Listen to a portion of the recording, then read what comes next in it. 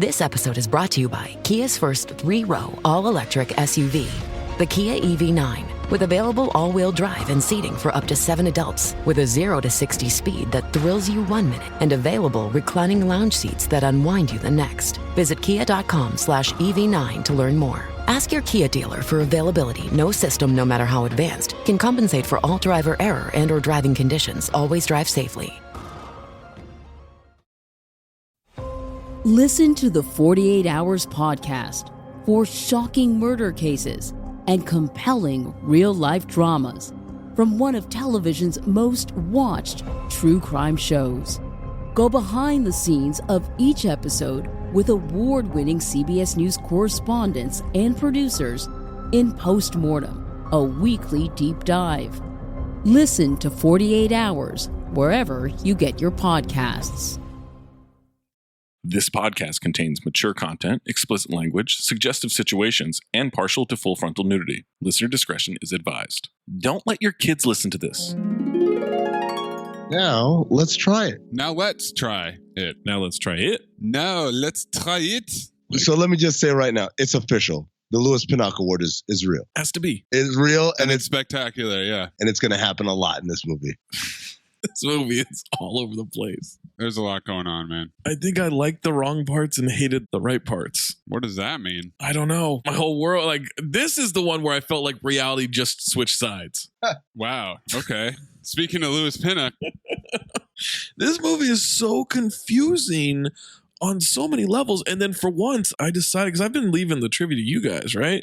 I have to know more. Oh, yeah. The trivia is so fucking good. Do yourself a favor. Fast forward through this podcast. Get some trivia. Listen to trivia. Then come back to the beginning. Do the trivia first. Yes. And then come back to this. Yeah. I don't know. What is it? The 3-hour mark? Go for it. Might be my favorite trivia. No. The citrus community still is it's number one for me. Nothing's ever going to top the citrus community's Christmas movie of Cobra. More lemons in any one shot in any one movie. I believe it. I don't. I do have another superlative for this movie. Okay. And really, it's not for this movie. It's for this month. Matthew McConaughey is the most undeserving person for a month on Cinephobe. Wow. Ever. Name one more undeserving month. You guys picked horrible movies. I picked a great movie. No, you stop it. Okay, it's not cute anymore. Like, you just got to give that up. I at least gave us like a Cinephobe movie, right? Whether you like the movie or not, that was a Cinephobe movie. Did you? Didn't I? Welcome to Cinephobe. I'm almost finished listening to the Beach Bum episode. And I got to say, it's an amazing episode. It's a great episode. If you listen to that episode and didn't watch the movie, you'd think the movie was hilarious. Right. But according to Zach, it's not a Cinephobe movie because it made a good episode. You dipshit, we always make great episodes. That's not hard to do. We're good at this. The thing is whether or not the movie is good for what Cinephobe is here to do. Nobody was worried about whether or not the Beach Bum got a fair shake, except for you. Amin and I weren't worried about that. We could not have given a fuck. Amin picks Ghost of Girlfriend's Past, and he regretted it immediately. He wanted Ed TV. Ed TV would have been a great episode. Yeah. I wanted something more recent and current. I didn't want to go back to the 90s again, you know? Of course, yeah. This movie, though, oh my God. Oh, man. Actually, this might be why Cinephobe was created. Or canceled. Do you have the generator backup for the supercharger, Maze? Because the scene with Kate Beckinsale? I've never typed supercharge in my notes so many times. I'm so terrified that Brad's going to be on. Dude, I watched it on my flight with the closed captions on, and I had to tilt my screen away from my seat partner. Because it's just like, what am I watching here? It's a cosmic mix of the action of the 90s combined with the exploitation films of the 70s. But with modern touches, it's hyper-violence, but it knows that it is. It's a little bit Tarantino. It's definitely a little bit Michael Mann. It's kind of a cosmic gumbo. It almost moves to the beat of jazz.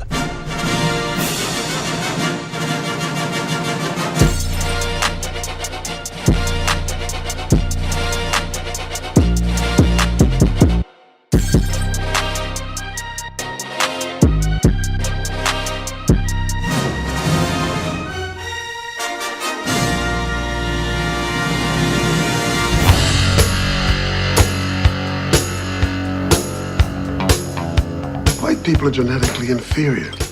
or they're culturally crippled, or they're socially deprived. How come God couldn't make everyone one color, like tan? I wish I'd fucked a black broad before I got married. I could really feel 400 years of oppression and anger in every pelvic thrust. I can smell horny across an ocean. Not all women. Good for you, man. Good for you. Good for you. Just the hot ones. Hello, Oprah. You're not allowed to go down on me for 1 month. No, Judith, Don't please. make me take away your masturbation privileges. Yeah, I'm horny too, baby. Hey, Charmin, come on down here. Will you? I want to exercise my dominance. Scaring. I'm getting a patriarchal urge.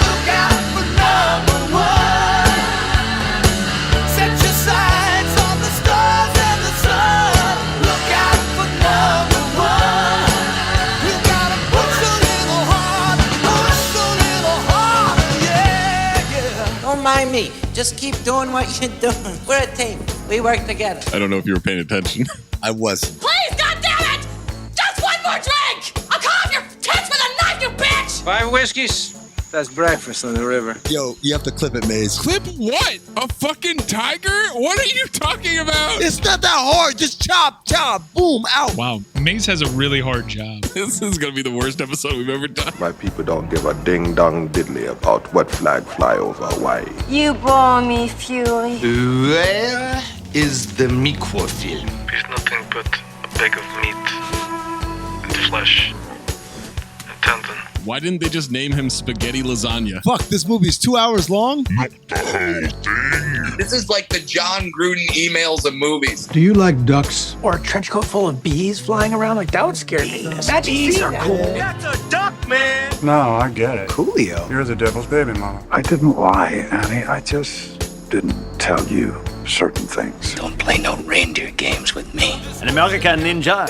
What are you talking about? There's no such thing.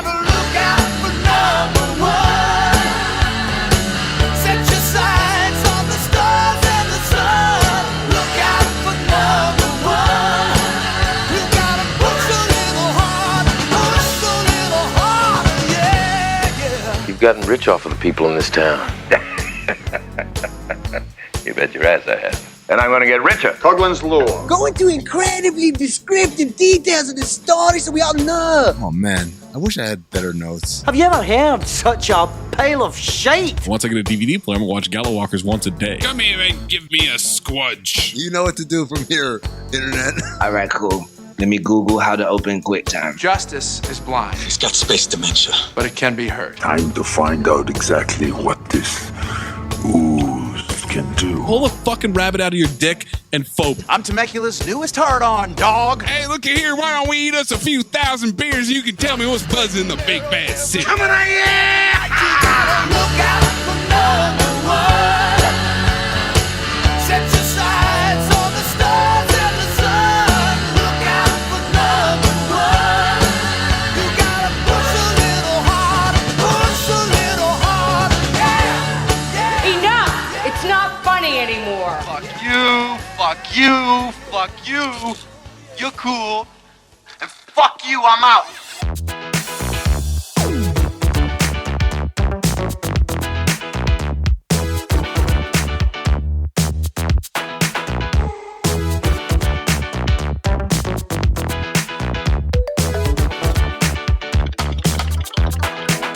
Welcome to Cinephobe, the podcast. We break down the movies you're afraid to admit you love. I'm Zach Harper. That's Amin Hassan. That's Anthony Mayes, part of the Levitard and Friends Network for Meadowlark Media. Review that thing on Apple Pods or on Spotify's. Mayes, let's update the folks. Spotify, 2.3K reviews. Apple Podcasts, 31, 34. We have to make a big push at some point, but we're getting there. 5,000 by the end of 2022 or the pod's over. 5,000 each one.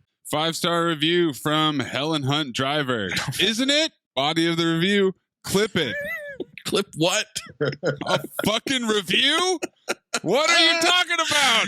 Also, a reminder, if you have a submission, it needs to be 40% or lower on the Rotten Tomatoes audience or critics score. Month of June is Matthew McConaughey month, much to Amin's chagrin. Most undeserving month. I'm trying to think of another month we've had. Everyone who's had their own month, whether it's theme or actor, they've lived up to it. Whoopi was kind of an interesting journey because barely in Loaded Weapon, Surprise. and then We had Sister Act 2. Surprise, No, we had surprise. Eddie. We had Sister Act 2. No, you're out of your mind. No. You know what this is? This is called white privilege. It's exactly what Maze is doing. Yeah. I'm with you. I mean, I got my fist up. yeah, it was my privilege that chose this. You give the word, that fist goes right up Maze's ass. What? I mean, had the first pick with Ghosts of Girlfriends Past. Maze had the next pick with The Beach Bum. I went with Two for the Money. And now it's time for your special guest episode. Joining us later on in this episode, repeat offender and famous comedian Brad Williams for the 2002 drama romance comedy Tiptoes. Yeah, com-dram. I defy you to give me any scene that was intentionally comedic. Excuse me, Amin? I'd like to introduce you to my little friend Maurice. One of the worst characters we've ever seen. You thought he was serious? Why wasn't Peter Dinklage Rolf? Hush up, Zach. That's all in trivia, sir. Don't ask too many questions. But why? Zach, what a stupid question to ask at this point in the podcast. You couldn't have done the Dink Man as Rolf. Like, you know what? Double cast him. Oh. Like double impact. Yeah, you just put a pencil-thin mustache to make him French. It wouldn't have been any harder than the camera tricks they had to do. You guys are giving away the trivia. They've already listened to the trivia. And listened to the trivia. Now they're listening to this part. Future callback to the listeners listening to the trivia. This movie stars Matthew McConaughey, and he's a 4-time repeat offender now after this month with Ghosts of Girlfriends Past, The Beach Bum, and Two for the Money as his other Cinephobe appearances. I wish I knew how to quit you. He had The Wedding Planner and 13 Conversations About One Thing and Frailty in 2001. This movie and Reign of Fire in 2002. What a year. And then How to Lose a Guy in 10 Days in 2003. This is a run, man. This movie also stars Gary Oldman, Peter Dinklage, and Kate Beckinsale. The Old Man Had Nobody's Baby and Hannibal in 2001, this movie in 2002, and then Sin in 2003. Just want to remind everybody he's won an Oscar. He was able to bag Harry Potter and the Prisoner of Azkaban and Batman Begins after this movie. Zach, you say this man's won an Oscar like he's Cuba Gooding Jr. Like, no, this is one of the great actors of our time. This dude is renowned for he goes in character and he's an amazing actor. Oh, he went in character, I mean. Oh my God. Clip in Tropic Thunder. Simple Jack thought he was smart, or rather didn't think he was retarded, so he can't afford to play retarded, being a smart actor. Playing a guy who ain't smart but thinks he is, that's tricky. Tricky. It's like working with mercury. It's high science, man. It's art form. Yeah. You an artist. That's what we do, right? Yeah. Yeah. Hats off for going there. Especially knowing how the Academy is about that shit. Wait. About what? You're serious? You don't know. Everybody knows you never go full retard. What do you mean? Check it out. Dustin Hoffman, Rain Man, look retarded, act retarded. Not retarded. Count 2 picks, cheated cards. Autistic. Sure. Not retarded. You got Tom Hanks, Forrest Gump. Slow, yes, retarded maybe, braces on his legs, but he charmed the pants off next to him and he won a ping pong competition. That ain't retarded. He was a goddamn war hero. Right. You know any retarded war heroes? You went full retard, man. Never go full retard. You don't buy that? That's Sean Penn, 2001, I Am Sam. Remember? Went full retard. Went home empty-handed. Dinklage was in Oz in 2001. Yeah. He was a murder victim. That response from Amin. We have to mention it if he's in Oz. Yeah. That's just to get Amin engaged. He was in Oz. Why didn't he go Howard Dean there? Yeah. He had this movie, Just a Kiss, and 13 Moons in 2002. His career was about to take the fuck off. He had Station Agent and Elf coming up. Yeah, 2003. Game of Thrones was 9 years away. That is battling, man. I read this deep feature that the New York Times Magazine did on him back in the early days of Game of Thrones. I have no idea about his life, man. This dude, he struggled for the art. Kate Beckinsale had Pearl Harbor and Serendipity in 2001, this movie and Laurel Canyon in 2002, and then the start of the Underworld franchise in 2003. And Van Helsing. So her career was about to take off in a totally different direction, too. This is the craziest movie, man. Patricia Arquette from 130 episodes of Medium Same and note, Stigmata. 130? I forgot that she did that for so long. I didn't know that was on that long. I thought it was maximum 2 seasons. And then I was trying to figure out, how do you do a 65 episode season? It was a different time, Zach. Debbie Lee Carrington, repeat offender from Howard the Duck and Scary Movie 3. I wish I knew how to quit you. Also was in Seinfeld as Tammy. She was also in Return of the Jedi, Total Recall, Batman Returns, and Bitch Slap. Is that a future callback? We're going to hell. That was more of a pimp slap.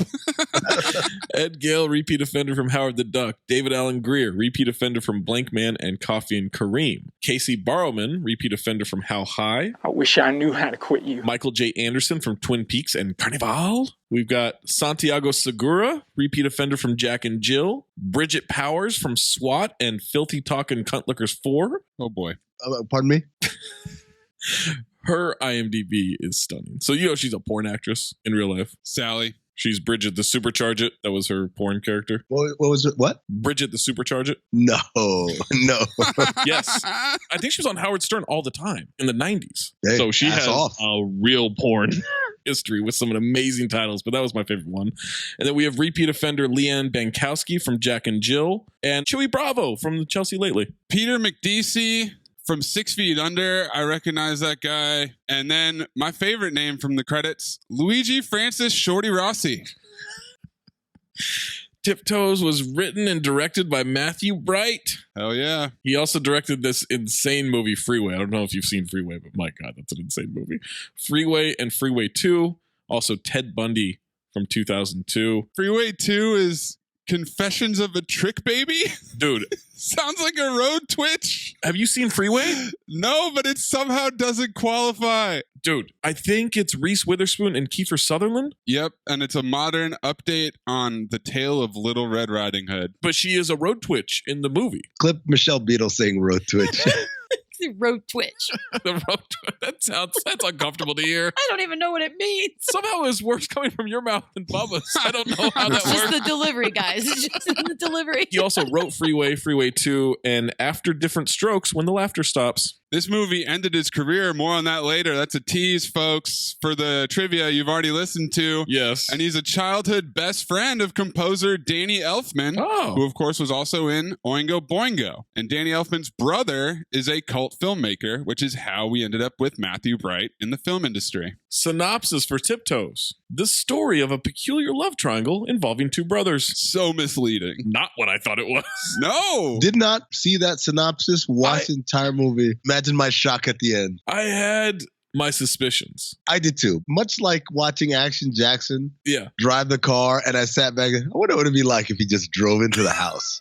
I had suspicions like that. I think you think that every time there's a car at a house. Oh, for sure now. Are you kidding me?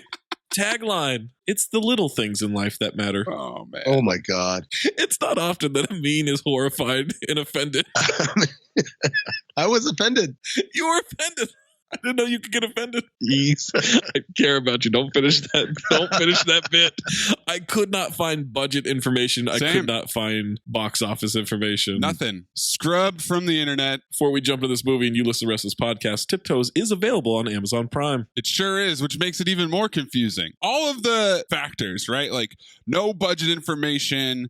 Clearly, nobody who cast Dinklage or Oldman or Beckinsale or even McConaughey had even heard of this thing. It's just a remarkable, remarkable occurrence. Tiptoes receives 20% from the critics on 10 reviews. So 2 people. One of them was in Spanish, so I couldn't translate it. And then 22% from the audience on over 2,500 ratings. I am going to hold a couple of user reviews until we get Brad on because some shenanigans happened, and I just need to read them with him around. I've translated the Spanish one for you, so I'll read that. Amin, would you like the positive or the negative reviews? Por favor. Un tipo de vaso medio lleno. El positivo. Hey, John, that's weird. That glass looks half full to me. Wow. Now that you mention it, it is half full. David Nusser of Real Film Reviews. We could count on you. Never quite becomes as bad as it sounds, primarily thanks to the expectedly stellar performances. No. That was from The Beach Bum. You've clearly not updated your sheet again. I mean, I'm telling you, that is The only positive review I could read. That's the other thing is that the fact that they wanted Gary Oldman to be Moondog, and then they're both in this movie playing Antoine. Gary Oldman's so much older than him. I just like the idea that they were like, got this movie idea. It's about a guy who smokes a lot of weed and writes poetry, and his wife dies in a tragic car accident. I want to cast Gary Oldman. He's not available. Damn it. What's his twin up to? The Spanish one, which is from Pablo Villaca, says the beautiful performances of the entire cast, especially McConaughey, enrich this intimate drama about a man in conflict with his own jeans, the pants he's wearing. It's a story about a man struggling with his pants. User Francis H, 3.5 out of 5 stars. Francis Ha. I really like this gentle little movie about love, family, and the nature of prejudice. Plus, I'll watch anything with Peter Dinklage in it. The screenplay was well written and the acting very good, especially Gary Oldman, who proves here once again that he can be anyone convincingly. However, although this movie may be romantic, it is definitely not a comedy, but a drama about Stephen not being able to accept what he is, slightly reminiscent of Imitation of Life. Once again, I disagree with critics and audiences, and I'm glad I saw this one. Okay, that review raises an interesting point, which we'll have to get into, which is Stephen trying to reconcile with what he is, because there's a line that I do have some questions about. User Matthew F, 5 out of 5 stars. Matthew Fillard. I wonder how much Supercharge It pussy McConaughey crushed while filming this piece. P.S. Does Rolf look like a sex offender to anyone else? User Brian R, 5 out of 5 stars. Ryan Supercharge. Gary Oldman in the performance of a lifetime as a Supercharge It with CGI legs. Also, Peter Dinklage as a French Marxist dwarf.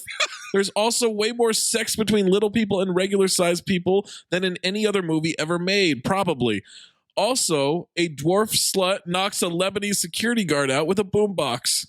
This is a Mad Libs. Yeah, but the thing is, they're not wrong about any of it. No, everything's correct. Interesting they use dwarf twice, but the Supercharge It once. You know, they're struggling to learn, just like Kate Beckinsale. User Thomas W, 4 out of 5 stars. Thomas Wilson, a.k.a. Biff from Back to the Future. One of Oldman's greatest. Didn't even know it was him until the credits rolled. What? Oh, and Beckinsale is, of course, as always, smoking hot. Lots of notes on that theory. Yeah, I already know what your notes are. I don't think you do. I don't think you do. I feel like I have an idea, a general outline of what your notes are. Can't wait till we get to the notes part. User Jasmina V, 5 out of 5 stars. It issues some concerns, spelled CONCIRNES, that we all should think over before creating a new life. Jesus. That we all? We all. Okay. Negative reviews. Stop being a pessimist. This tank is not half full. It's half empty. Martin Thomas of Double Toasted. Those body doubles. That's what sinks it. Corey. No, that's not what sinks it, Martin. When he says sinks it, he means made it bad? I believe that's what Martin Thomas is saying. That's how they lost us with the body doubles. That was just the unforgivable part, guys. Corey Coleman of Double Toasted. Gary Coleman. That damn fake James Brown wig, man. What? He watched that movie and it was like, fucking David Allen Greer. Yeah. All 5 seconds that he was in it. Hey, he's in good 4 scenes. That's generous. Ass off in all of them. Roger Moore of Movie Nation. A title that shall live in infamy. The title is interesting. They never say it. They never say it, but it's also not really clear what it's implying. It's implying, I think, the end result of the movie. Is it? I guess, but that doesn't track. Hold on. Isn't it? What? Welcome to Cinephobe. What are you talking about? The Congress between Rolf and whatever the fuck her name is. She's always coming down to him, so it should be like squatting or something like that. If that were the case. Jesus. Bill Jabron or Gibron of Pop Matters. We could Bill Jabron this. Substitute schmaltz for sincerity to create a heated hate crime all its own. Very accurate. Extremely accurate. Eric D. Snyder of ericdsnyder.com. We're not gonna take it. Yeah, we're not gonna take it. Sanctimonious and maudlin, playing like an educational film on dwarfism. Yes, another on-point review. Lisa Nesselson of Variety. Despite bracingly peculiar premise and astonishingly fine perf from Gary Oldman, Pick is an honorable failure. Honorable? A what? I'm sorry? I said I am an honorable man. I'm sorry. Honorable. Honorable.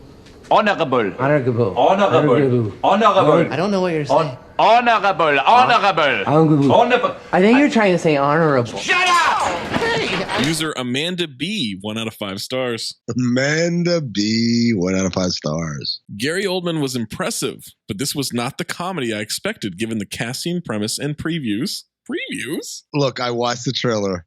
Okay. There will be a breakdown. User Andrea M, 1 out of 5 stars.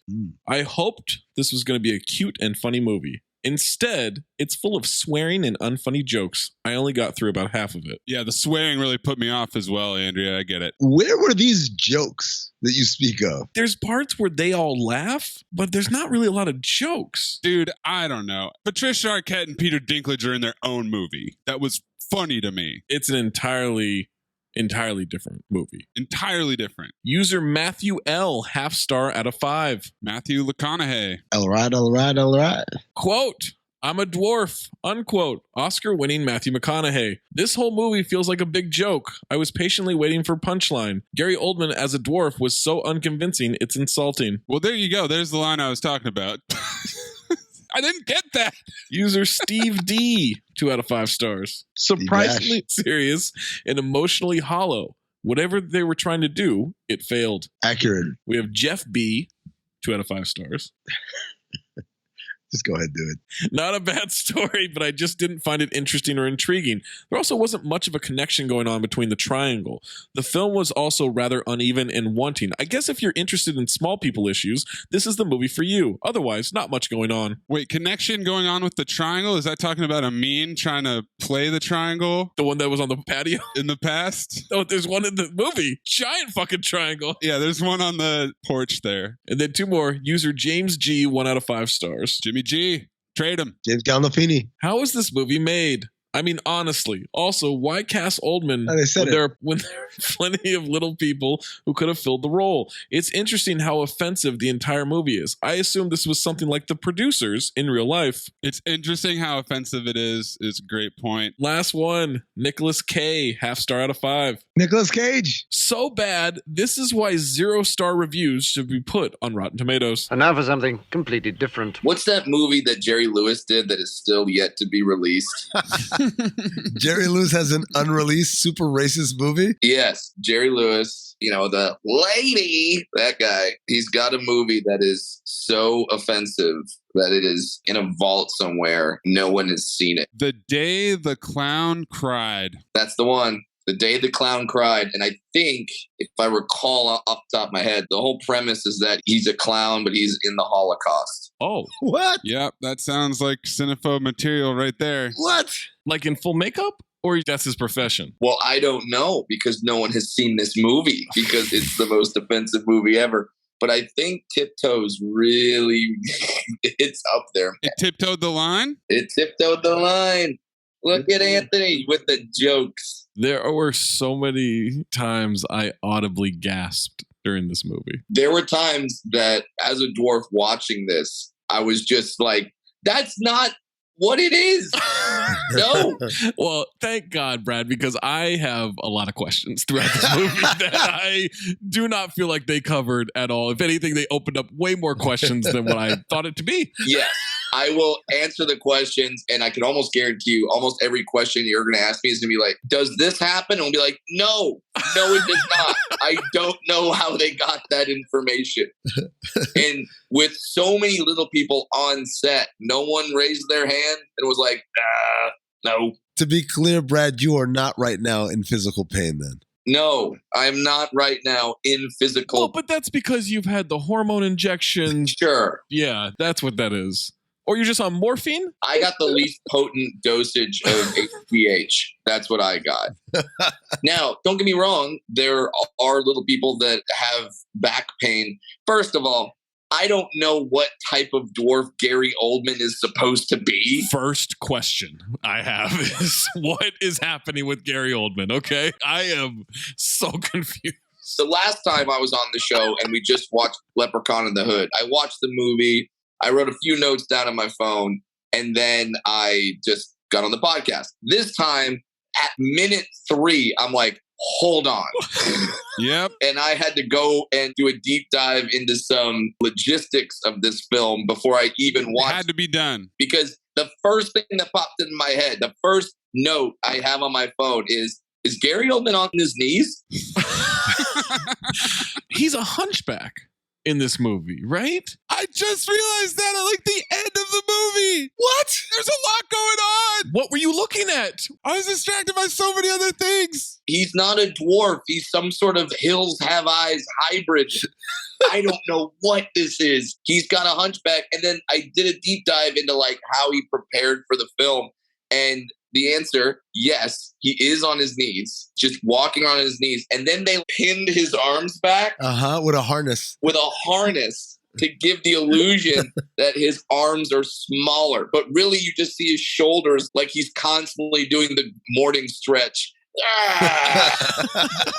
I'm not trying to say that dwarves have an equivalent to blackface. I'm not trying to say that at all. Someone did. But man, does this get close. Brad, before we really dive into the play-by-play of this movie, there were 3 user reviews of this movie that stood out to me. And I'm assuming that you've spoken about this movie on the Your Mom's House podcast. I think I did, yes. Okay, because there are a lot of inside jokes for that podcast with Tom Segura and his wife, Christina P. Yeah. Manny A, 5 out of 5 stars. Here's the thing, Your Honor. Brad Williams playing multiple roles in this film is incredibly talented as the musical voice of Kyle C, singing his smash hit Acupuncture No More. This film also brings the issue of short lives matter half the time, you know what I'm saying. There was a super great landmark in this film that didn't go unnoticed, and that's the Trans-Canada Highway. Woohoo, all right.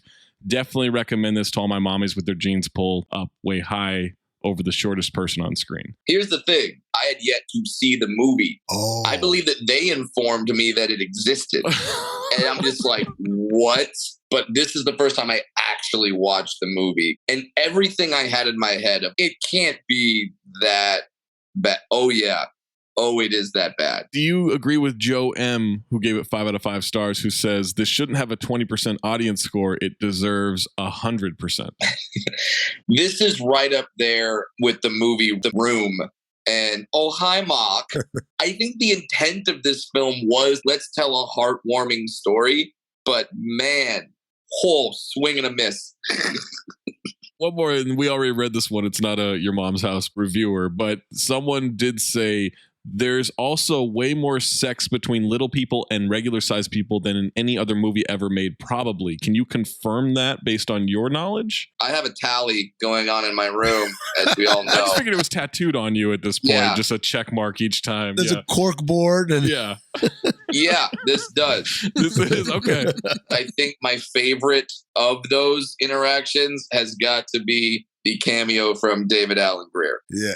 He's one of the best. I think to get Dag, all they said was, there's a movie about dwarves fucking, and he's like, I'm in. Hand me that wig. When you look at the cast of this film, you're like, oh, it's a movie with Gary Oldman, Kate Beckinsale, Matthew McConaughey, Patricia Arquette, David Allen. Yeah, I'm in. Whatever this cast is doing. And challenge accepted, because wow. The cast was pretty top heavy, not unlike Gary Oldman as Rolf.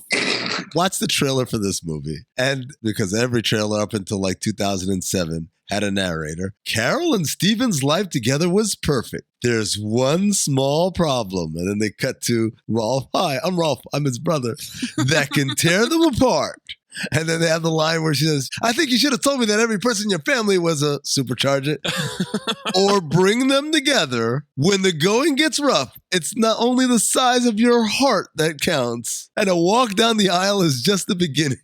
How many takes did the voiceover guy need to get through that without laughing? Because you know he's watching the film of the trailer in that booth as he's doing it. And he's like, guys, I can't. Let me do an impression. I can't do my actual voice. Listener, what's up? Zach Harper coming to you live from Just Making My Picks on Prize Picks, the largest daily fantasy sports platform in North America. For my money and your money, the easiest and most exciting way to play DFS. Again, that's daily fantasy sports. It's just you against the numbers instead of battling thousands of players, including like pros and sharks, those people that really try to game the system and screw you over. You just pick more or less on 2 to 6 player stat projections and watch the winnings roll in. Basketball's here, right? So check this out. This is the cool thing that I love from Prize Picks. You can now pick combo projections across football and basketball from the Specials League, a league created specifically for combo projections that includes 2 or more players from different sports and leagues. So if you want to do like more Patrick Mahomes yards and less James Harden points, you can do that. You can do that combination. You can do any combination that they have on there. You just go to the Specials League. You want to play alongside people. Maybe you don't want to go it alone. Maybe you want to play alongside people. You can go to, I don't know, Meek Mill, Andrew Schultz. You find them in the community plays under the promos tab of the app to view entries from some of the biggest names in the Prize Picks community each week. And best of all, Prize Picks even offers a reboot policy so your entries stay in play even if one of your players gets injured. For football and basketball games, if you have the player who exits the game in the first half and does not return the second, that player is rebooted. Prize Picks, the only daily fantasy sports platform with an injury insurance policy. So I'll tell you what you do. You go to prizepicks.com/ding and use the promo code DING, D-I-N-G, for a first deposit match up to $100. Let me say that again for you. You go to prizepicks.com/ding.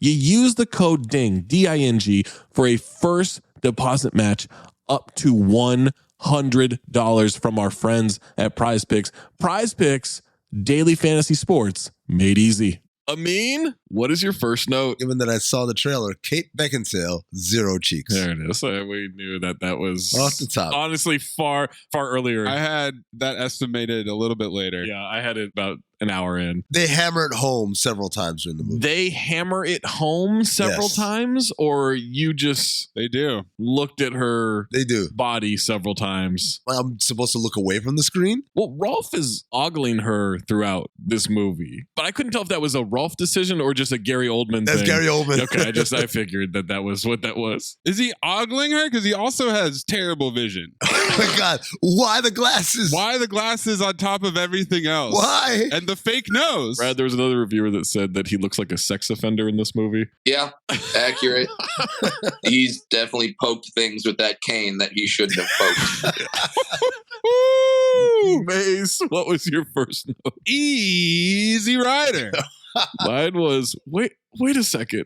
What did they do to Gary Oldman's body here? I don't know what I was expecting. I hadn't seen video of it. I'd seen stills, but I couldn't figure out. I was like, is he a dwarf or is he a hunchback? Yeah. He has a whole other head on his shoulder. This type of dwarfism literally does not exist. Dwarfism is a genetic mutation. There are over 100 types of dwarfism. Not this type. The Quasimodo. We're breaking barriers here. I love it. It doesn't exist in nature. Brad, what's your first note? When reminding his girlfriend about a family obligation, Kate Beckinsale immediately drops to her knees to give Matthew McConaughey oral. That was in the trailer. Kate Beckinsale coming up to his waist, and I was like, I didn't know that she also played a little person in this movie. It did not occur to me that they would have a trailer with someone getting their dick sucked. And then you watch the movie, and she essentially drops to her knees and undoes his pants. And it's not like she was building up to that point. No. She went from painting, okay, cool. He's coming up to have a conversation with her. And then, babe, I got a family obligation. Drop to the knees. Well, I can see why he's marrying her. Do not get paint on me. Yeah, when she's fixing the tie, when she's going to blow him, he's very worried about this suit getting paint on it. Also, she's painting a huge wall of roses of the same flower. Jesus Christ. Her artistic credibility. She plays an artist in this film. Oh, what's your specialty? She's like, I do wallpaper, but bigger. How's she getting that out of the studio? It's literally the size. That's on the buyers. They've got to figure that out. But, she pays the bills. When she's down there, he does a deep inhale of her hair. Is a deep inhale of someone's hair ever not creepy? Never. No. I feel uncomfortable even when my wife goes like, hey, I tried a new shampoo. Can you tell me if this smells, you know what I mean? I'm like, nope. No, you got it. You probably nailed it. Yeah. You're fine. You're fine. Yeah, I can't do it. There's some weird bickering that then just turns into her saying, you're being so secretive. Is your family fucked up? All right, I'll blow you. Yeah. And he passes it up. Yep. Is it that big of a hurry? Just straight up and down. You're a wonderfully cruel woman. You're the one passing it up. She's not cruel. If you watch the whole movie, the only way I could see that he passes it up is because their chemistry could be described as both were there. Cut to Dinklage and old man peeing on the side of the road. Can't even take a piss straight. I'm vibrating to fucking death here. Why do you have Gary Oldman in the very first scene next to an actual little person so we can all see exactly how fucked up Gary Oldman looks? How offended do you think Dinklage was on set? Oof. Dinklage is the guy that when he hosted Saturday Night Live was like, I'm not going to do any dwarf jokes. That's his mindset. And then he's next to Gary, arms tied behind my back, Oldman. In doing my research and reading about Dinklage, I learned things that I never knew. For one, he's from New Jersey. Yeah. What the fuck is up with that accent, man? You hear him, and we're not talking about the Game of Thrones British hybrid accent he was doing. Literally, listen to him on Mark Maron's podcast. And when he talks, he's kind of like a Johnny Depp. Right. He's a man of the world. Call it a transatlantic accent. You're from Jersey. Stop it. It's like when Madonna got that accent. Remember that? You're from Detroit. My sister got an accent. She moved to Australia, and all of a sudden she's got this weird hybrid accent I hate. Boy. All right, a bus passes by. Dinklage says, "Shut up, Ralph. You're driving me crazy." Calls him a diminutive French snail. All of a sudden, this woman gets off the bus, and I thought, I don't think I can do this French accent the whole movie. Oh, man. I can't handle this. Oh, I can do it. He has to say that he's French several times during the movie. And Dinklage is a great act. I don't know what's going on because this accent, there's times when he's straight up doing Arnold Schwarzenegger. I've got that note in there. Yes. When they're at the party, I was like, is this Arnold? What you're doing, I don't know. Don't want to hear it. I am a Marxist. I don't know what you think. Oh my God. You're a good actor. This is the equivalent of seeing Jordan miss a dunk. All you got to do is a French accent. You could even do a Pepe Le Pew cartoonish French accent, but make it French. Not Austrian. I don't know. That accent, I give it an A. I give it an A. Patricia Arquette is the woman who gets kicked off a bus, and she's got braids with beads. We get a shot of her underwear for some reason, and Maurice tells her to get on the back of his hog. Which conveniently has a normal-sized person's seat directly behind his head. Almost like it was designed for this, for him to pick up road twitch big hitchhikers. From the second Patricia Arquette talks, this woman is a hippie who's open to weird stuff. They make it very obvious. The writer is like, no, we really have to hit home the fact that she's open to weird stuff because she gets kicked off a bus. We don't know why she got kicked off the bus. She doesn't say anything. It's not like a rock star bus and she's the groupie they tossed off. I'm assuming it's because she was trying to pour essential oils down sleeping people's noses. She sees two dwarves roll up on modified motorcycles. One guy just taps the back. Doesn't even say like, hi, no. Are you okay? She has no idea he's French. Do you need help? None of that.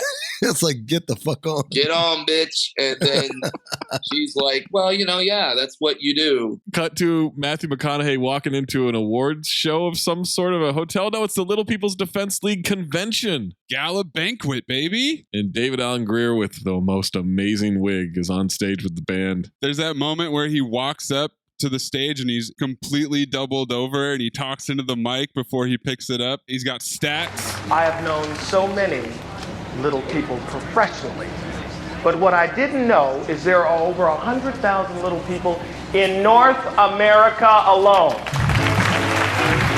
Is David Alan Grier supposed to be a celebrity in this movie? Yes. I think so. Because that's his house that the party's at later. He's supposed to be like Jackie Wilson. But we don't know who is the celebrity equivalent other than when he was in his 60s James Brown. Flip Wilson, maybe? I don't know. Never gets identified. Formalities, Brad. Formalities. This was a mind-blowing scene for me, the dwarf convention scene.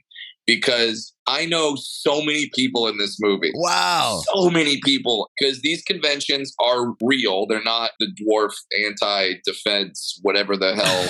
They tried to make it like the NAACP for little people. But the organization is called Little People of America, LPA. Yeah, they have these types of conventions. I've been to them, and they're great. They're awesome. Do they serve egg salad at these conventions? Because that appears to be on the menu. His favorite. Man, you'd think they'd serve like popcorn, shrimp, and like bagel bites. But we don't. And there's just one version of Paul Giamatti, but a dwarf saying, I am not going to eat another Skittle. McConaughey's mom greets him with, well, if it isn't Mr. Late. And I said, that's great writing. Anytime you can come with punchy dialogue like, well, if it isn't Mr. Late, you got to go with it. We find out here that McConaughey's mom and dad are both little people. Who the fuck did the sound mixing? Because I'm having so much difficulty even hearing the dialogue. I had to turn on the subtitles immediately. Yeah, this is a caption movie all the way. There was literally a scene at one point in the movie where two people are talking outside and the crickets are louder than the dialogue. That literally happens. And you're like, what the fuck? Uncle Bobby is the guy who puts the Little People's Defense League convention together, and then we are introduced to a Holiday on Ice figure skater, the Indomitable Kitty Cats. That's her name. The writing. They couldn't make it a hamster. It had to be Kitty Cats. Call me. The girls at the table comment about her tits being out. They're Bobby's daughters. Steven's mom says to go out and dance, and Steven's taking everybody to the dance floor. What are we doing here? This dance scene, Matthew dancing his ass off. He is. I just want it to be known that McConaughey is the wingman of the century, essentially announcing to the table that has children at it. Bobby's children. Hey, we got to go. They're going to bang. We got to go on the dance floor so they could have time. What? For an HJ under the table? What's happening? So we can cut back to Kitty for a sexually suggestive line. Use a good stiff one. Oh, I mean a cocktail. Oh my God. What are we doing here? That's good writing. I feel like the director or the writer was like, same guy. I want to make a dwarf porn, but I can't actually make a dwarf porn. Oh boy, future callback. The trivia is going to blow your mind. Maurice and Rolf show up late after everything's over outside the hotel, and Rolf calls for Steven. Because he can't move. Yeah, you come to me. Steven, you're 100 yards away. You come over here. Yeah. But man, McConaughey sells it, man. He is smiling. He is pointing. You, my friend, are in the doghouse. Mom and dad are pissed. And that's when we find out they're brothers. That's great, Steven. This is Maurice. Maurice is an asshole. Bonjour. Hey, the asshole is the strongest muscle in the human body. That was a line that was said. Then it's followed up with Maurice saying, do you think there's any food left? Hey, don't go ripping off food now. Hey, you can't steal food. Food's from God. It's plentiful. God wants me to eat. We've got to acknowledge that if we're going to do this accent sweepstakes, Gary Oldman has entered. He's in the dance. Basically, he's the guy that operates the tilt-a-whirl. That's the accent that he was going for. Yeah, he's definitely got carnival instincts here. The mullet? I don't know if that's because he's like, well, if McConaughey's my brother, he's going to play himself. Right. So I've got to do something like that. But then the parents don't. The dad's got a little bit of an accent. Yeah. Sort of. The mom, not at all. Nobody told them about Ghost of Girlfriend Past, where Franklin and Bash has zero accent, and McConaughey is full on, all right. And nobody bats an eye. Steven wants to grab a drink. Rolf's tired, wants to do it tomorrow. Steven can't. He's got classes to put them through finals all week. A lot of exposition here, but he drove this tricycle 400 miles, and then he's late, and then he doesn't want to hang out. What did he show up for? I'm not going to see my parents. I'll just go. He didn't even have a plan. Doesn't he say like, I don't know, I'll get a motel or something? Yeah. And holler at his girl, Sally. Ooh. Oh, yeah. Meanwhile, Maurice is getting thrown out. Assholes! All of you. Assholes! The thing that got me during that scene is they warned him, hey, you're not going to steal food. And then they get kicked out for stealing food within a minute and a half. He couldn't have been quicker. How were they stealing it? Were they just scooping it all off tables? Just a big handful of egg salad, baby, for the road. Patricia Arquette put Dinklage on a table, started dragging him. He was doing a catch-all. Man, the writing is so bad in this film. I don't even know what this next note is in reference to, but I just said, boy, they're really going for it with Oldman here. I think that's the next scene with Sally. Yeah, they say goodbye. We've got McConaughey getting home, gets into bed with Kate Beckinsale.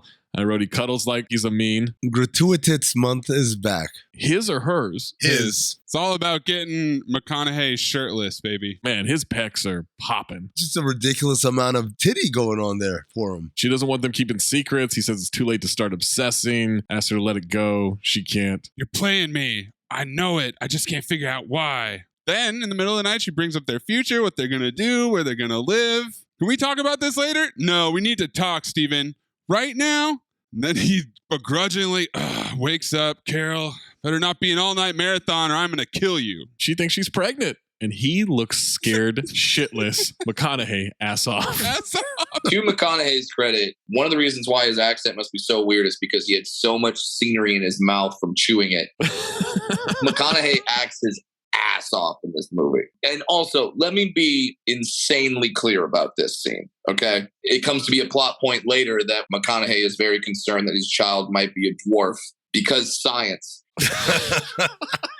Let me be very clear with this. Yes, dwarfism is a recessive gene. Yes, two tall people can have a dwarf child. That is true. My parents are both tall. But the fact that they're like, oh no, it's pretty much a foregone conclusion. My parents are dwarves. Our kid is going to be. No. McConaughey doesn't have the gene. Do a fucking Mendel square. No one gets that reference. We're dumb. This is not a concern. And this wouldn't be something that McConaughey is just now realizing, like, oh shit, my kid might be a dwarf. Well, now hold on, Brad. Not to push back here, but I'm going to go with the facts of this movie. David Alan Grier says that there are over 100,000 little people in North America alone. Yep, 1 in every 32,000 births. What's the population? What, 330 million at this point? Uh-huh. So it feels like little people apparently are not having sex, according to this math. Not enough. All that often. Not according to this movie. If they were, this guarantee for McConaughey is pretty much a lock. Yeah. I might side with McConaughey for now. I think the math is there for now. We get to this line, we use protection. How is this possible? And she said, except for the 2 or 3 times a week where like you wake me up in the middle of the night. And I said, 2 or 3 times a week of just raw dogging? My man is horny. How have they not gotten pregnant yet? 2 or 3 times a week. And don't tell me you don't remember it either, man. Let me tell you, I might be the Dion Waiters of regular time sex, but I'm the Michael Jordan of wake up in the middle of the night sex. That is my time to shine. I don't know why. Wow. That is when I'm at my greatest. And then every other time it's like, all right, this is enough. Morning sex. That's when I'm over here like Steph Curry against the Celtics, just dropping 6 threes a game. Pulling up in tight windows. Yeah. Unstoppable morning sex. My favorite part about this scene was that he gives the worst possible physical reaction, verbal reaction. It's terrible. It's exactly what you don't want to do as a dude when someone tells you that you're pregnant. Yeah. But it's not because he doesn't want a kid, guys. It's because he doesn't want his kid to be a little person. Right. Even though he has 2 examples of healthy little people in his family, I don't count Gary. Well, I'm not going to tell you I'm thrilled about an unplanned pregnancy, all right? I thought you'd be okay with this. Well, we've talked about it like 1,000,000 times. Yeah, for the future. I mean, this is a huge step. Yeah, but these are a baby years, Stephen. Let's just do it. Jesus Christ, I mean, this is the sort of thing that people talk about, you know, before they jump into it. Well, that's what we're doing now. Yeah, after the fact, it's done. Now we've got Rolf, Maurice, and Lucy roll up to the Sahara Motel. She says, I've never been to Hollywood before. Hollywood's a toilet. It's a toilet for real. That's accurate. Says you, I feel glamorous just being here. Welcome to the club. Mm-hmm. I never feel more glamorous than on Hollywood Boulevard. Because you respect it. Do these count as disembodied voices? Yes, because we see the bodies talking, but that's clearly not coming from these people in this scene. That is clearly ADR. And so I said these people remind me of the black dolphins from Family Guy. Man, that dollar's getting all over town. Yeah, like your mama. Oh, dang. Oh, man, you know I'm just playing. Hey, man, you seen that movie, The Cove? The Cove? How you just gonna be talking about The Cove? I mean, I saw the movie, but I was like, oh, man, you know, what even is a cove? I think it's like what a white dolphin calls a bay. They be all like, honey, I'm taking Cooper and Tucker down to the cove. Right. Rest of us be like, sitting in the morning. Don't do it, man. Don't do it. Oh, I'm gonna do it. All right, just squeak out the whistle part.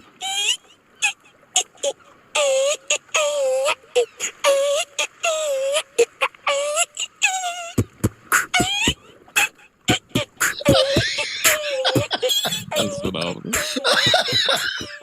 Yeah, I can see how you can get those vibes. It's so dumb, but it's so funny. This movie is definitely, here's what we think dwarfism is, and here's what we think black people are. And here's how little research we've done into both.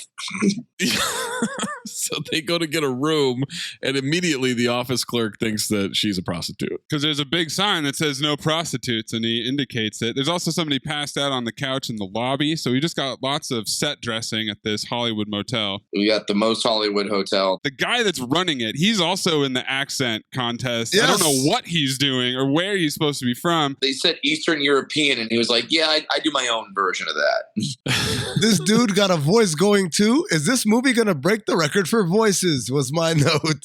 Oh man, she ain't a prostitute. We just want a room. Rolf is posted up at the back of the room because it'd be too much work to have him walk into the room. Yeah. That's too hard on Gary Oldman's knees. How much? One lady, 2 little children? Special price for you, $95. These are not my children. They get in the room. She rushes to pee. Maurice asks Rolf if he has any ribbons. No, I don't. And if you start fucking that girl while I'm trying to sleep, I'm going to kill you. He's the angriest person of all time. Well, to be fair, he hangs out with Maurice for some reason. Yeah. So I'd be pretty pissed off too. Rolf can't have just a friend. It's like, well, this guy's an asshole. He's a piece of shit, but he's a dwarf, so we have to be friends. He's an asshole Marxist who makes custom tricycles. And apparently custom roofied alcoholic drinks. Oh, yeah, he's creating some kind of lean that is impressive. This shit. I like to drink. Smells good. Ooh. Salut. Oh, say, that's smooth. What is this? It's an original creation of mine. Imported cherry-flavored morphine syrup from France and cognac. Ooh. Oh, I just wish I had a fucking crepe. You're a very interesting man. You're very direct. I think you have a lot of owl medicine in you.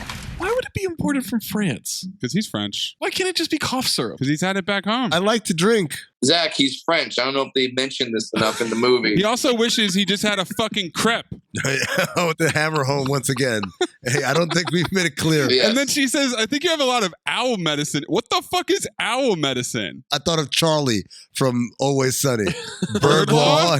Yeah. Owl doctors? Lucy for sure is charging her crystals when Mercury is in retrograde. Hit her with a little 11-11 action. She's all yours. And then Dinklage starts writhing in pain. As one does when one just drinks morphine nonstop. She tries to adjust his back. He gets up in pain. He's like, no! Yeah. What did you do? Make another drink. Hey, Maurice! What's the matter with him? Sir. He's got ulcers, herniated disc. It's just little people shit, but he's just too stubborn. Take care of himself. I wonder if Brad can give us some enlightenment on this, because this doesn't track with me. It doesn't sound right. All right, there's a lot of things that dwarves have to go through health-wise. Ulcers. No, that's not a dwarf thing. I don't want that stereotype to get out there that dwarves just have ulcers. Yeah, our backs aren't great, but whose is? My back is terrible. I have an inversion table. That's where I am in life. Yeah, and this is how you know my back's not great, because I'm jealous. I want to hang upside down and then have someone just randomly walk into my house and see that, not knowing where they were going. That's what I want. I can come back later. I'll bring it to a hotel one time and really get the maid. Come in. She's just going to be like, look, I saw this movie Tiptoes, and now I know that dwarves hang upside down. That's the only way they can sleep. How they sleep. Helps their backs. You know, ulcers, herniated disc, little people shit. No, that's not little people shit. Question. Have you ever shared a room with people having sex, or have you ever had sex while others were in the room? Yes to both. Wow. Yes. Yeah, yes to both. Really? I've been to a dwarf convention. That's all that is. I went to college at San Diego State. What do you think happened there? STDSU. It was me and my roommate Cedric just taking different nights. Cedric. Yeah, if Cedric, I mean, why don't you talk? It's Tuesday, man. Yeah, but I just met this girl. Maurice says that Rolf is bleeding. We don't see any blood, but apparently he's bleeding. And then he goes to make a call. No fucking doctor! No doctors! Jesus Christ, man, I'm trying to fucking help you. He's so angry. And Rolf just decides to leave. He shows up at Sally's apartment. And this is the first time that we see the legs removed with CGI. So Rolf just doesn't have knees? Yeah. His legs are just perfectly straight. Straight down. And bent backwards as well. So Sally, in case people need another reason to watch this movie, is played by the wonderful actress Bridget the Midget, the porn star. I had to clue these guys in. She was a regular on Howard Stern back in the day. Yep, and a very good friend of mine. Shout out to Bridget, all right? Yeah, we hung out at those dwarf conventions before she was into the adult industry. So here's how I found out that my friend was in the adult industry. My buddy in high school calls me up and says, you gotta come over and see this. What a time when you have to come over to see this. Yeah. You can just send me a link. That didn't exist yet. I'm old. So this is my best buddy. So I go, okay, you're not going to tell me what it is. And I just go over there. He goes, watch this. I go, what is it? He goes, it's a movie. Misleading. This lady is in bed. She's got the sheets pulled up to her chin. And a guy comes in very upset. He's like, I know you're cheating on me. Where is he? Where is he? And she goes, it's not a he. And she is still here. And she throws down the bed sheet, revealing Bridget going to town. Wow. My jaw drops. My buddy is laughing hysterically. Did he know you knew her? He did not know her. Oh, shit. He's just playing a movie that he thinks is funny. Yeah. And I'm like, oh my God, that's her real name. Right. That's Bridget. So that's how it was revealed to me that my friend was in adult films. Wow. Well, she's been reading Rolf and Harper's about the Republicans. He's becoming very successful. And all the exposition that he's writing about. He walks in the bedroom, says, look at the love nest. She says she doesn't have a boyfriend. He says he doesn't see two beds. And that's when we find out that there's a man that sleeps on the couch, lighting up. Mm-hmm. We aren't close like that. And then admits that she let him fuck her twice. I let him fuck me twice, okay? Felt sorry for him. Whole family evicted from their apartment in the Gaza Strip. The exposition is just flying fast and loose. Who are they talking about? Let's find out soon. Cue the guy. He just gave his backstory. He's got to show up now. She says she's ready for an adult relationship. I wrote, it's a trap. And then a man opens the door and says, Sally? Oh my God, it's Idrisi. Let me talk to him. You wait here and be quiet. And here comes another accent. And more exposition. He got fired. How's he going to afford a place? Do not give to me this shit, all right? I just need money for the bus now. Do not give to me this shit? I would pay you back in the G-spot. That's good writing. I've used that before. Because she has to pay her phone bill. 20th century, bitch. Not a cell phone bill either, right? Like that's a straight up house phone bill. Long distance calls. Yeah, he's probably been calling back to his family in the Gaza Strip. Or wherever they ended up. Wherever the hell. Then she goes to ask Rolf for the money. Idrisi comes in and his confused face. Who is this man in your bedroom? This whole fucking thing. It's because we are gonna fuck, okay? Is that what you want to do? Idrisi, we're not fucking. So just get your unemployed ass out of my apartment now. But all those things that you told me in the darkness, you said I was the sexiest stud you had. You opened your heart to me. Better keep your mouth shut, Idrisi. You told me I was a hunk, Sally. Shut the fuck up! Rolf goes to tell him it's gonna blow over and he smacks the shit out. He slaps the shit out of Rolf.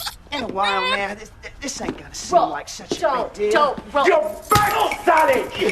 You fucking whore!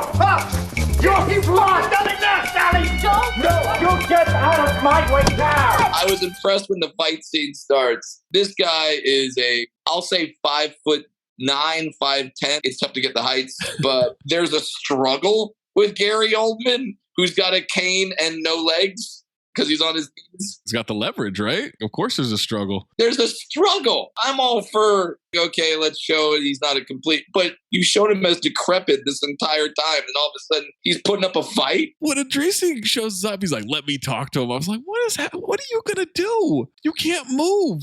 You have no legs. You fuck Sally. You fucking her. Patrice, or whatever his name is, lands 2 haymakers. Oh, he clocks him, man. From the mount position, unabridged haymakers.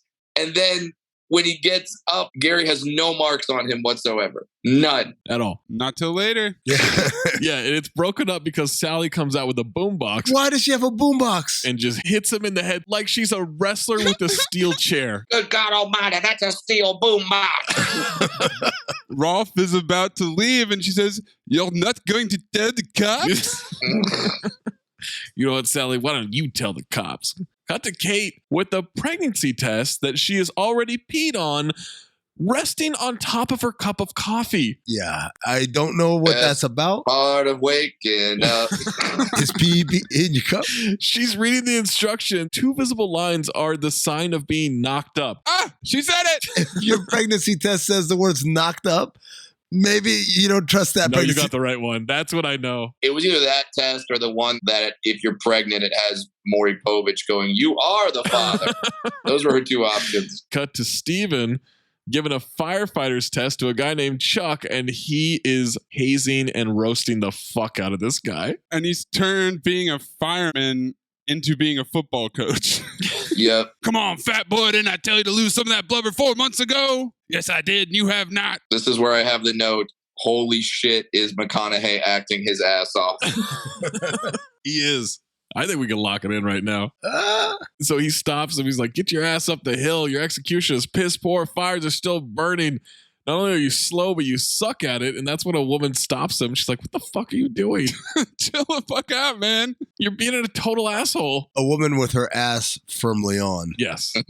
Steven blows the whistle, says, "Take 5, Chuck." Nice as could be. Cut to Rolf, and this is where things really get going. Rolf shows up at Kate's home, asks if Steven's around. He'll be back in a week, and Rolf says he's Steven's brother, and her look on her face. Mm-hmm. He's had a hell of a night. He hasn't slept. He's gotten the shit kicked out of him, and he asked to come in and take a rest. But first, she says, "Are you and Steven blood brothers?" Oh, you gotta stay in too.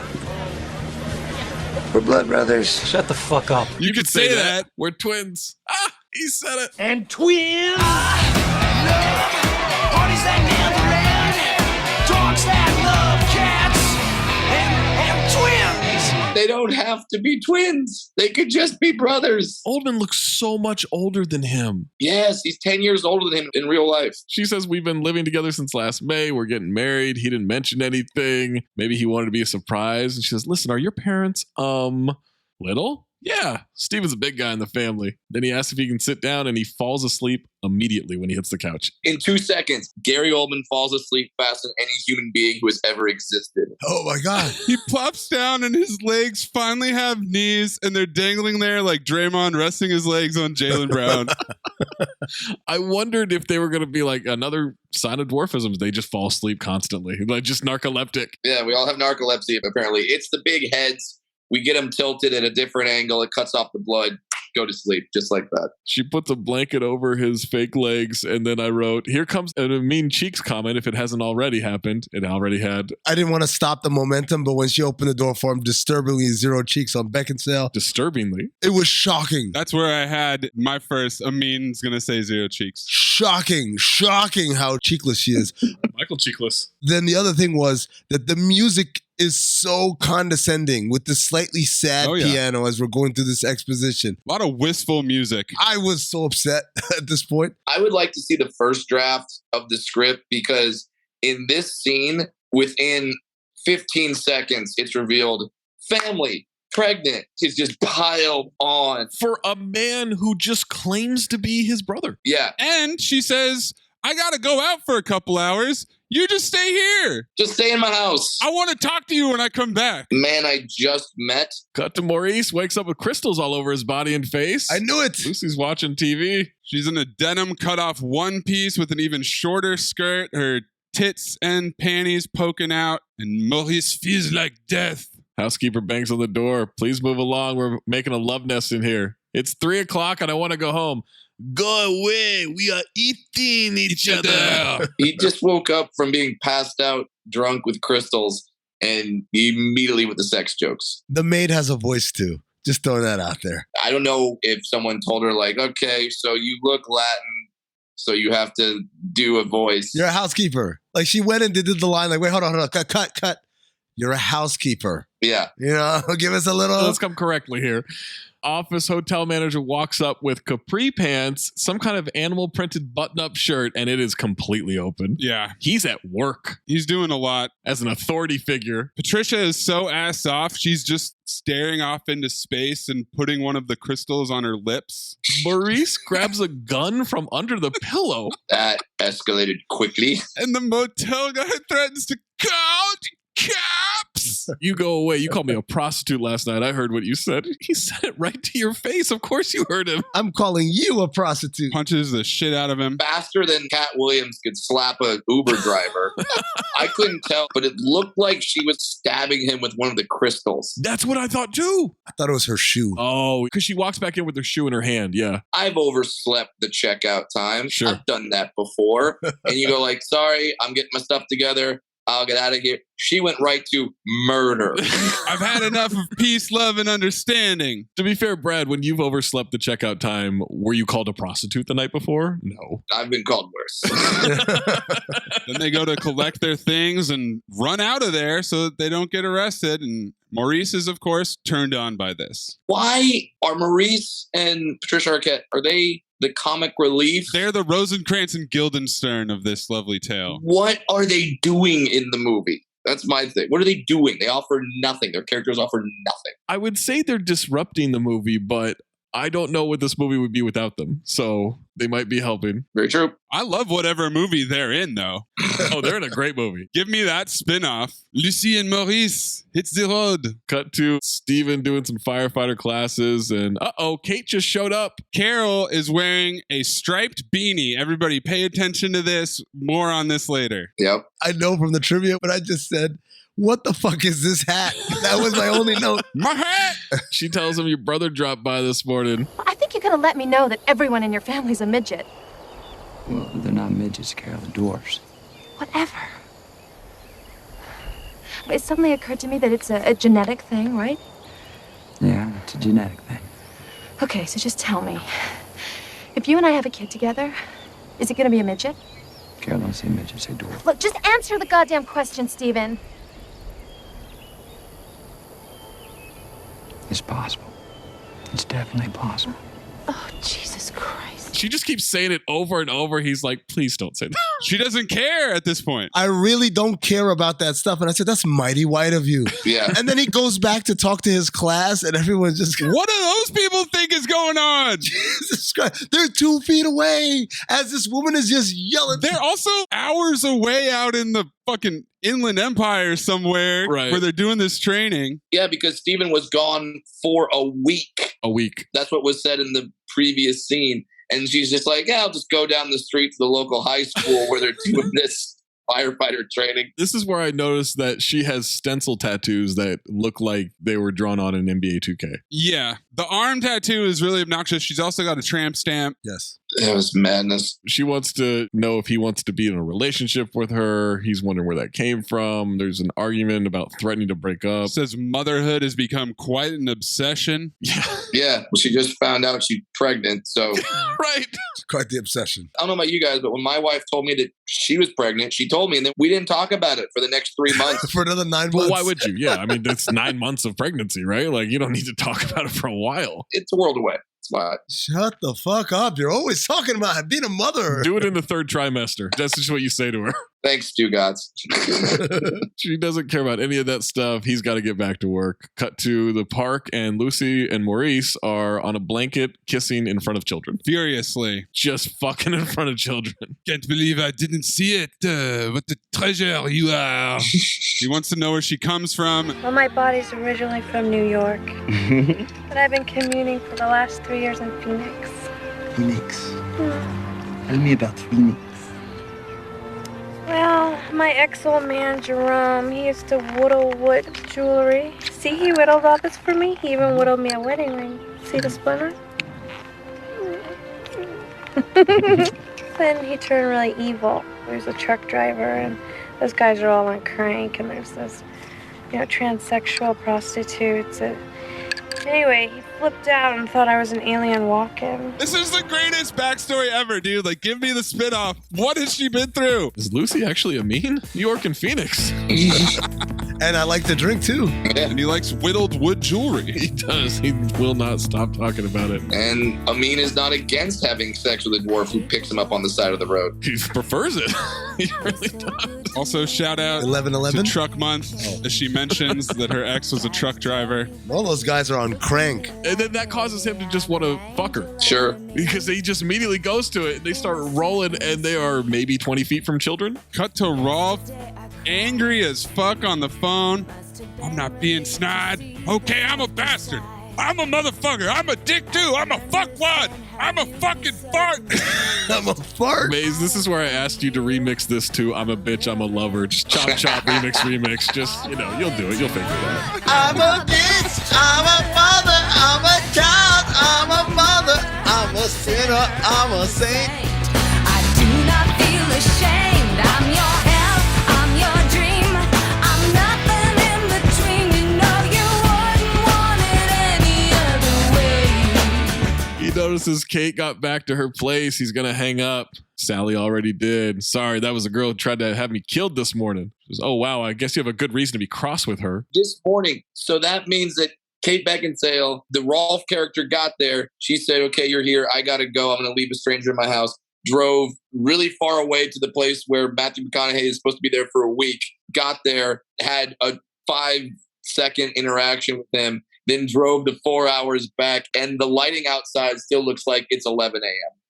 That's right. That tracks. Okay. Probably because they just shot this scene immediately after the previous scene in the warehouse because Gary Oldman's legs have not moved. Oh, they're covered by the blanket. Very convenient. She admits that she was in shock from meeting him, tells him she's pregnant, wasn't planning on it happening now. Says that Steven never told her about him. He's putting it together. She says no, but Steven's a normal sized guy, so maybe a child of ours wouldn't be affected. Not sure that's how it works. What do I know? I'm not a doctor. Wouldn't get the sickness. Cut to them going to the doctor.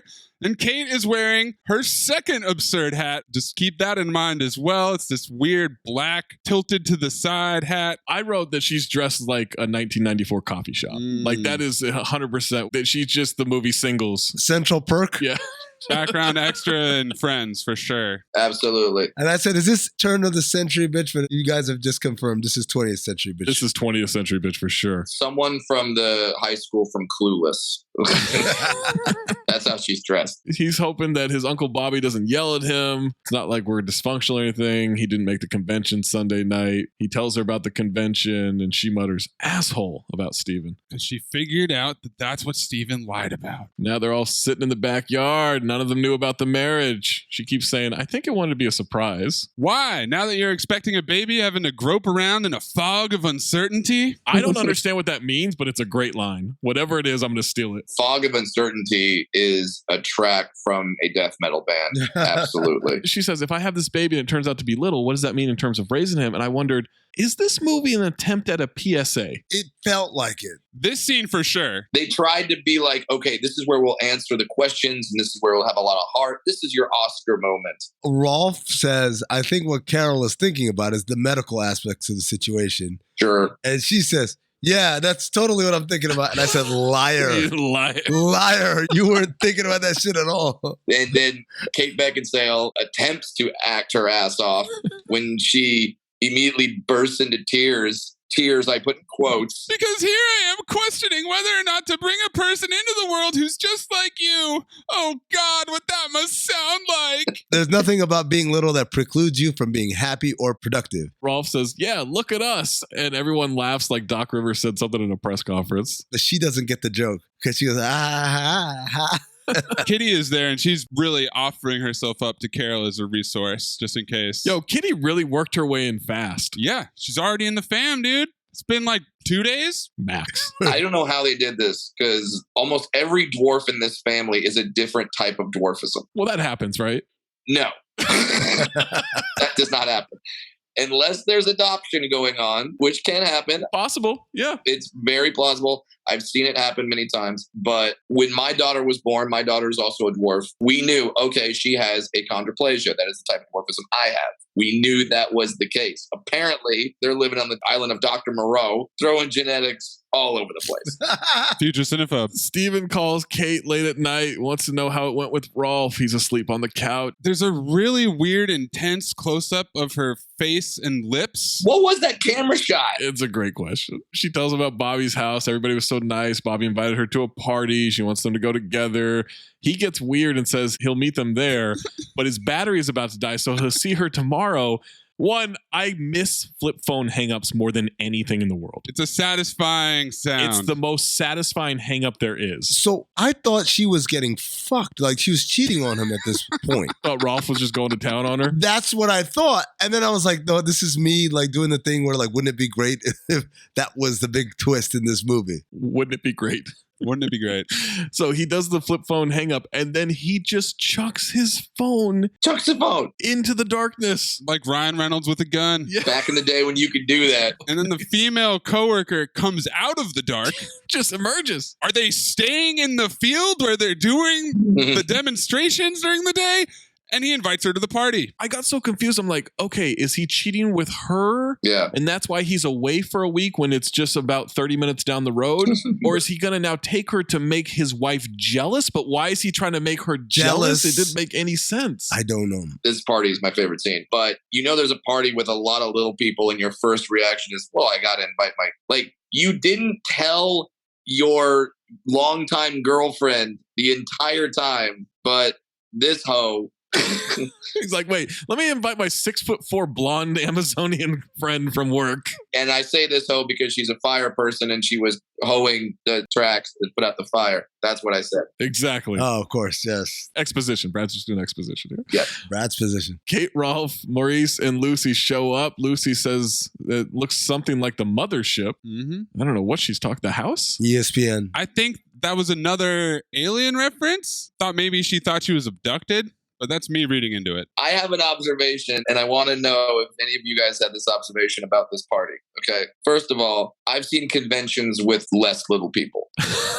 There's more dwarves at this party than have ever been in a single area at the same time, which has never happened. I've had maybe like a couple of friends over who are little people, but there's not that many dwarves that live within 2-hour drives of anywhere that they're all at this party. Brad, what were you doing career-wise at the time this movie came out? Oh, 2002? 2002, 2003, around that time. I graduated high school in 2003. Oh. So I just missed my calling. I mean, you could have been just fast-tracked into Hollywood elite. I could have been in this monstrosity. So then I noticed that at the party, there's waiters. And the waiters are little people. Yep.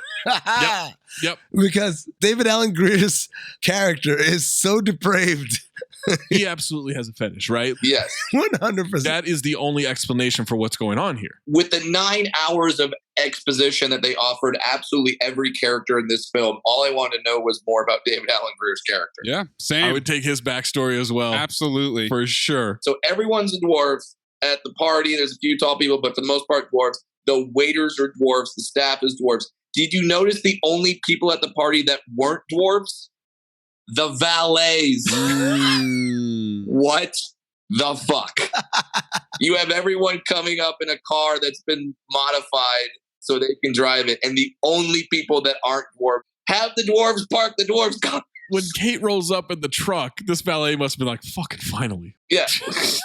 Thank God. Yeah. The amount of bruises on those valet shins after that night, getting slammed by pedal extenders and trying to figure out hand controls and all this shit. That was my biggest laugh of the movie, and I'm the only one that caught it. Yeah, I definitely did not pick up on that, but that is an excellent observation. The valets are tall. Everyone else is a dwarf. This puppy is loud. Yeah, this puppy's loud. Lucy just grabs a random drink that was set aside. Oh, yeah. She's ready to go, dude. Mm-hmm. While drinking a flask. Sally tells David Alan Grier he might be a little too old for her, and I thought they're going to fuck. Mm-hmm. Steven shows up with his crew. Kate runs over, says hi. He asks if she's been drinking. She reminds him that she's pregnant. Yes, you are. Introduces her to a couple of his students. This blonde woman is so fucking tall. Darlene. When he pulls her away, she was in the middle of talking to this black guy, and he looked so hurt when she ran away. And he was like, I was in the middle of bagging that. Oh, I know that guy. His name's Butch. Shout out to Butch. Shout out to Butch. The blonde says there are a lot of superchargers around here. Kate corrects her to little people. There we go. You didn't debrief them on the trip over, by the way? No. Yeah, I feel like that's something you have to cover, right? I always think about that when there are dwarf conventions and someone just shows up to the hotel who's just staying at that hotel. Like, that's got to be the weirdest day of their lives. So you're going to essentially an all dwarf party and you never were like, yeah, maybe they should know. He loves a surprise, you know? He just loves to surprise people with this. Oh, yeah. The blonde wants to go get Dag's autograph. Oh, autographs, 20th century, bitch. Mm-hmm. People don't do autographs anymore, right? Nobody does autographs anymore. No. Take a picture with me. That's what people want. Inside, Maurice is yelling. That bourgeois shit makes me want to vomit. Do you hear me? You don't approve of my methods, but I don't approve of your methods. Getting all up in Bobby's face. Do you mind not doing that, please? Oh, doing what? Waving your finger in people's faces. It's rude. Hey, you better back off, Goldie Hawn. My man can do what he wants to do. Listen to me, because I want you to know what I think about your organization. You go, we are the little people. Please, we are so cute and cuddly. Don't discriminate against us. This is where he sounds so much like Arnold. If Dinklage hates other little people and hates the organization, why did he come to this party? Yeah, I think he just wants to fight the good fight. The Hollywood party, man. Where there's booze, Maurice will follow. And then he yells about 9 times that he's French and he's not going to eat this swill. Why is the camera so far above Bobby and Kitty, but so far below Dinklage? It's the framing. So they have to frame Kitty and Bobby, who are shorter than Dinklage, but then when they turn it back to Dinklage, they've got to get Patricia in the frame. And so she's looming behind him. A lot of vertigo inducement there. Tammy says, we're Americans. We don't do that as far as like violence and using guns and stuff. And I said, that age so. Do you watch the fucking news? What you people don't understand is that political power, it grows out of the barrel of a gun. She says we saved your ass in World War II. Oh, no, you want to talk about the fucking war? Bobby says he is very passionate. Don't you patronize me. This scene goes on for a long time. Now I don't know who Maurice is yelling at, but he's leaning across the table. I am French. I am proud to be French. I'm proud not to eat this disgusting swill you people call cuisine. I'm proud. Rolf starts laying into Maurice about doing that to Bobby. He's throwing him around. Fucking asshole. Bobby is my uncle, and besides being my uncle, he happens to be a great guy. Yeah, he's nothing. Oh, fuck. Who the fuck are you, anyway? I know who I am, and I know what I am. I am a Marxist. Who are you? Well, I don't want to hear about it. Just lay off. I don't even want to see you the fuck near him. You got it? Kate Beckinsale is going to the Bridget the Midget character and saying, how do you know Rolf? She says, we used to date in high school. And Kate's response is, yes? He went to high school? What kind of a follow-up is that? Oh, man. What did she think happens? Did she think that dwarves are just born after high school, or we go to a chrysalis and then we come out? To be fair, look at Gary Oldman. Look how old he is, man. Did they have high school when he was that age? That line made me go like, wait, he went to high school? Like they let him out of the house? How did he escape? Rolf wants to know why he didn't tell Kate about them. Says, okay, forget about family, forget about us, focus on this. You knocked up this great gal and you didn't tell her baby's probably going to be little. There's the probability again. Nope. How the hell is that any of your business? It hurts like hell to think you're so fucking ashamed of us. Oh, goddamn you, Rolf. Sometimes you're so fucking full of shit. I'm full of shit? Yeah, full of shit. Talking about bearing their soul. Sorry, should have been more careful. Should have kept in mind that anyone who meets you has just got to automatically know that you got a twin brother who's a fucking bingo. When she saw me, she got it straight up. Kate walks up. Rolf starts to walk away. Well, attempts. I don't know if that's how you would describe it. Yeah. This is when you actually see that he's on his knees. This was the worst editing. Kate says it's her life too, and to blame her for being nosy in this situation. He screams at her, you don't have to defend me. I'm like, what? Why are you so angry at her? He's angry at everybody. He's angry at the world, man. People in this movie either react with no reaction or they're at a 22 out of 10. Yes. There's no middle ground. We'll feel this out. There's no like, you don't say. Yeah.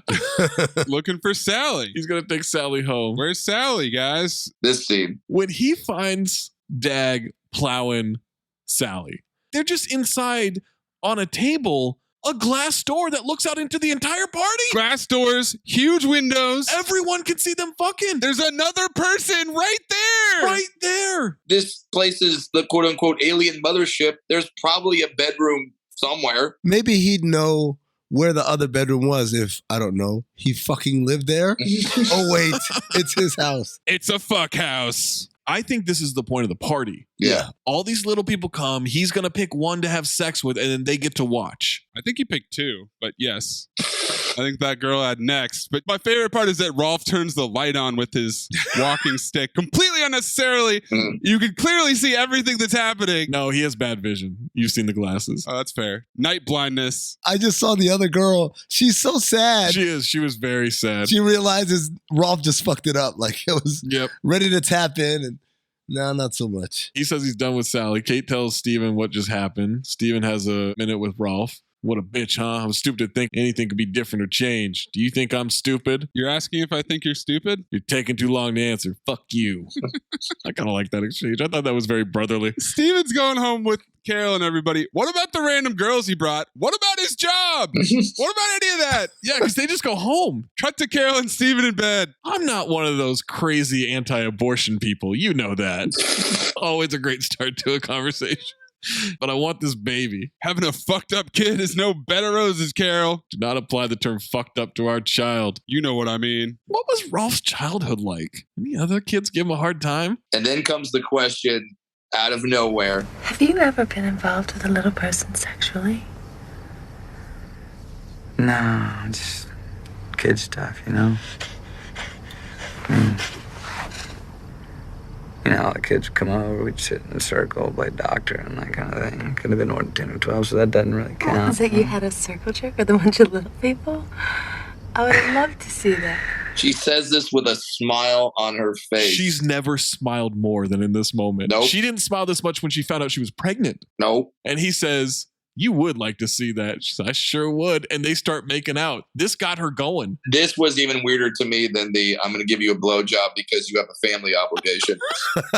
Imagine the blowjob she would have given if she had known about his family at that point. Man, now I need a deep dive into her character because she's got some issues. Yeah, her origin story must be incredible. Yeah. Are you sure you want to do this and this isn't some weird political statement? Oh, God, what a peculiar thing to say. I'm a peculiar guy. What political statement? They didn't have the word woke back then, Zach, so this is the closest thing they got to it. You don't know about the pro-dwarf party, the no podium party? The dwarf lobby? Yeah.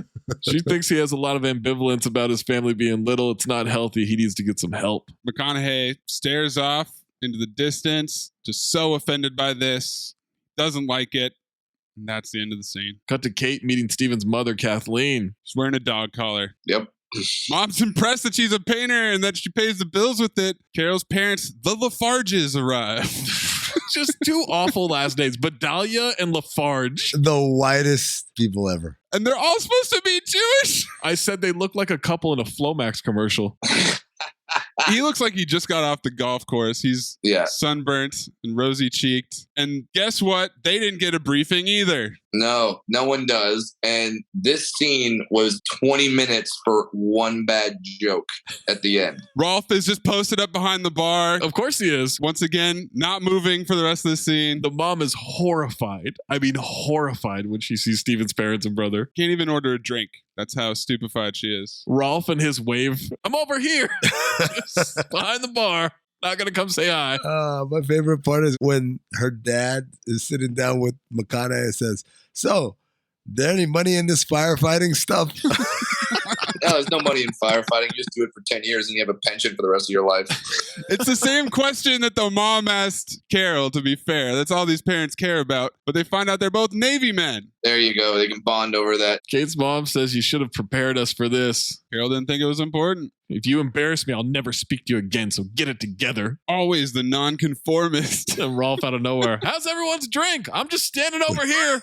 Not going to move. And they're like, we're good. Stand over here where no one can see my legs, which aren't legs, but knees. There once was a young fellow from Sparta. No, Kurt. Who was a real whiz as a farter. He'd fart anything, from God Save the King to Beethoven's Moonlight Sonata. He'd fart a gavotte for a starter. And then a Handelian cantata. Boost up his ass. Blast, box, B minor mass. And then counterpoint. The Traviata. Ass of a new contender enters the arena. Papa Lafarge? Ass off? Pop Lafarge. It's completely off. He's doing his limerick. He is so proud of himself. Yeah. That's when we get to what you're talking about here, Brad, which is that Sylvia wants to bring something up. She's afraid to do it. Obviously, everybody thinks it's going to be the little person in the room, but Kirk ends up saying that grandfather is an Orthodox Jew and they need to have a Jewish wedding. And everybody's so relieved they start crying. Film noir. Also, really quick at this point, Sylvia, the Carla Gugino Bitch Wife Award collision course. Wow. Super bitch. Sylvia's awful. Wow. She's awful. Who cares?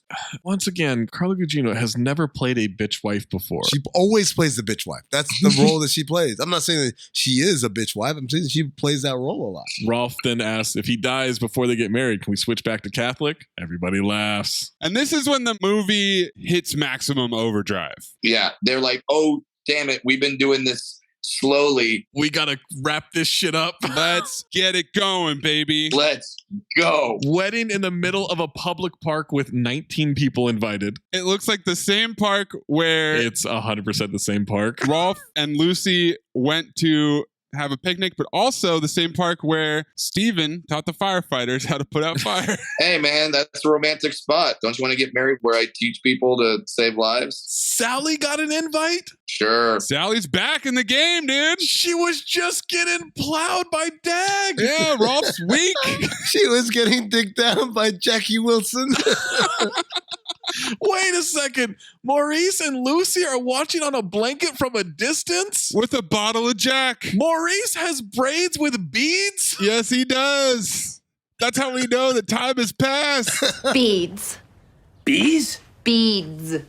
Beads? Maurice says marriage is for morons. Turn a lover into a relative like a brother or a sister. He says all this while kissing her. Can't think of anything that takes the passion out of a relationship more than marriage. Mazel tov. At least they don't do a huge time jump again. Oh, wait. Oh, wait a second. But first, before the time jump, Carol sees Rolf limping off and she runs after him. Just wanted to thank him. I'm not sure what he's done that she's thanking him for. And he says, Steven is a lucky guy. I hope he's smart enough not to screw it up. He's heading to a cabin in Big Bear for the exposition to do some writing, and she kisses him on the lips. And I said, do you ever kiss anyone on the lips in a non-intimate way? No. The cheek was not, no, she went right in for the lips. On her wedding day. She just got married and she's pregnant. His brother's watching. Yeah, they're outdoors in a field, no obstructed view. Let's just do this. I think you're wonderful, Rolf. Cut to the hospital. Baby's out. And guess what, guys? Ta-da. As science tells us, definitely a little person, because that's just what happens. It's also a little person doctor. As someone who just went through this not too long ago, we knew my daughter was going to be a dwarf month 3, month 4. Right. You do an ultrasound, you're like, yep, definitely a dwarf. But they wanted to keep it a secret because, you know, it's not a big deal. But it's a huge deal to them. Brad, just to be clear, when you guys found out, did they switch you to a little person doctor? Because at that point, right, you need the specialist on there, right? Yes, they switched us to a dwarf doctor because tiny baby, tiny hands. Everything works. They're going to start a regimen, long-term regimen that he'll be on through puberty. Dwarf doctor's got to be killing it. McConaughey looks like shit here. He looks full-on Rust Cole in True Detective. He looks strung out. His eyes are red. Oh, his ass is so off here. His ass is so off. He punches the fucking wall. Like, she's like, we're up for it. And he just, boom, punches the shit out of the wall. How can you two be so calm? Because I'm prepared. She says, you're scaring the baby. And I'm like, the baby's a newborn. It doesn't even know anything. It can't get scared. She could be a Scientologist. You don't know. They have to do that silent birth for that very reason. Doc thinks he should seek some counseling. He says, look, what I need are new chromosomes. Oh, Jesus Christ. That's a really terrible line. He says, I think you should seek some counseling. She says, that's what I told him. And I said, she got it from her mama. Wow. He's making it much harder than he needs to be. He definitely is. He walks out. Out of all the people that would have the problem with the child being a dwarf. It's him. You think it wouldn't be the guy who grew up with dwarf parents in a world where apparently everyone is a dwarf, including the doctor. Now, to be fair, if you grew up with Rolf, maybe, just maybe. Brad's like, I hate dwarves. Hate those motherfuckers. After this movie, I decided I'm not going to tell people I'm a dwarf. I'm just going to tell people I have a vitamin D deficiency. All right. So after some time, he comes back into the room. She's taking care of the baby. He wants to take over for a while. I'm sorry. She's taking care of what? Taking care of the what? The baby? No, that's not a baby. That is literally just a potato sack that she's holding. And they have the worst ADR in the world making baby noises. Yeah, it's not even a baby. It's some 40-year-old guy with a smoking problem. At least that would be something that's alive. Cut to they're back home, and it's been 10 months? Yes. So I think that means that it's been 10 months since she got pregnant. I don't think the baby's 10 months old at this point. I don't know, man. But it's poorly explained. You had 3 huge time jumps in 7.5 minutes. Because Rolf is still at the cabin, so it can't have been 10 months. Why not? Why can't Rolf still be there? He's writing. Because he goes there for the winter. You're trying to do too much logic here, Anthony. I know. I'm sorry. I'm sorry for trying to do that. My bad. Also, how big is this apartment? This warehouse is huge. We see it from the outside. It's a whole block. It's the same place that Queen Latifah and her boyfriend lived in Taxi. What does he do for a living again? He's a photographer? That's Ghost of Girlfriend's Past. I mean, gambling advice. That's what he does, right? No, that's 2 for the money. No. He's a poet. Big inheritance. That's what it was. It's a beach bum. Baby. Baby's crying. Just say the word one time, girl. What's his condition? Huh? 10 months you hadn't said it one time. What's his condition? Why is he crying? Why is he hurting? Because he's a dwarf. Carol, he's a dwarf. He's a baby and you're scaring him. He's a baby and he's a dwarf, and that ain't why he's crying. He's crying because he hurts. Fuck His you, inside can't get outside. Baby, fuck you. One time. One time. Say the goddamn word. He's a dwarf. I'm a dwarf. Is he a dwarf? What does that mean? Do you think he has body dysmorphia? No, I feel like it's like if you grow up in a half black, half white family, even if you come out fairer skinned, right? Yeah. Then your siblings, you're still technically black. I think that's what they're applying here. Yeah. Brad, is that how it works for dwarves? Yes, that's how it works. My sister, who is not a dwarf, claims that she is all the time. That's just very common. That's just so she can make the jokes, right? Yeah, she just does it for the jokes. For sure. So you haven't said this the whole movie, and then we throw it on at the very end in a rush of Matthew McConaughey's just like, well, yeah, I'm a dwarf. What? I've been passing this whole time. That never came up while Kate Beckinsale and him were dating, the fact that he's a dwarf. He never was like, just so you know, I'm a dwarf. He's a 6'2" dwarf. He says he can't go on anymore. It's not working out. He can't take it. He's making things worse. He's going to run out on her. What is this announcing you're going to leave and shit? Just go out for a pack of cigarettes and never come back. Yeah, back in our day, that's how you left it family. What are you doing? High and dry. There was no discussion. It's like people saying, I'm going to unfollow you now. Just fucking unfollow.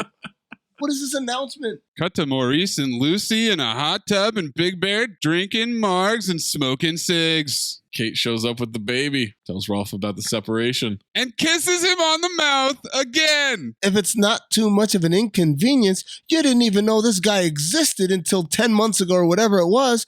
You don't have any friends or family in the LA area? You drove to Big Bear and asked if it's any inconvenience. In the mountains, didn't bring like a bunch of baby stuff with her. No. Just going up to a cabin, like they'll have a crib, they'll have food, they'll have gates. Just got the baby. No, we're going to raise our baby like we used to. Brad, she didn't bring any baby stuff because she didn't bring a baby. She brought a potato sack.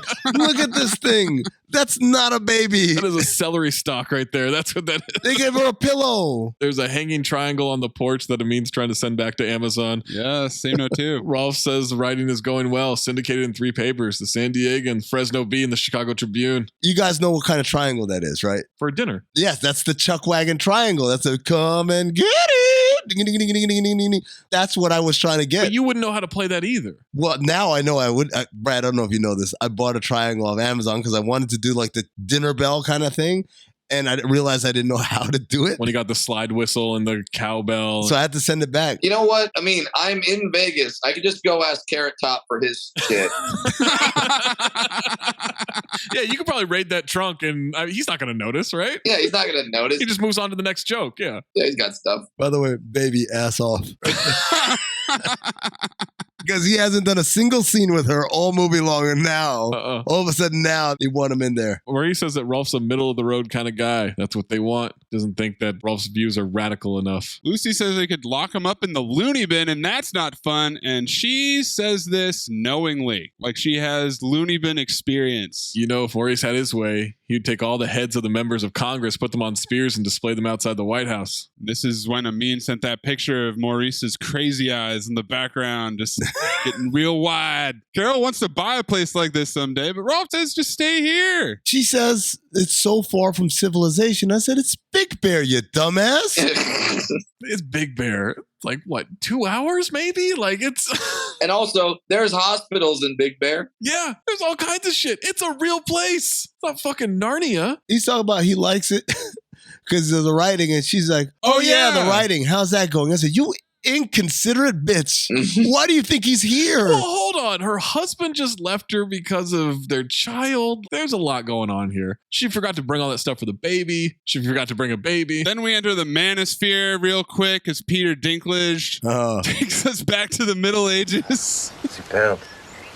We need a woman around here. Someone to do the dishes, someone to wash the clothes. In your dreams, pal. You know what, Maurice? You probably liked it in the dark ages when we were scrubbing the skid marks out of your loincloth. I think the women's liberation movement is an excuse for every poor female pig who needed a reason not to clean up after themselves. Easy, They took every canceled chauvinist speech and shoved it into like 3 lines.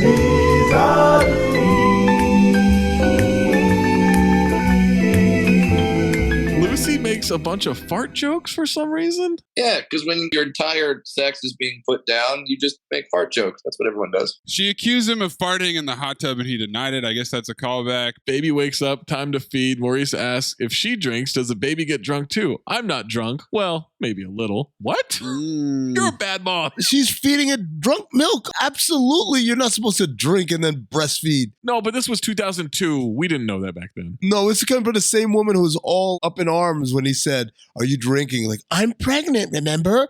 It doesn't stop after you have the baby, you moron. This movie is so bizarre. And that baby is not real. They ask about Sally. Rolf's not in contact. Maurice says she had her good points. Yeah, well, fuckability, Maurice, is not the be-all, end-all of being with someone.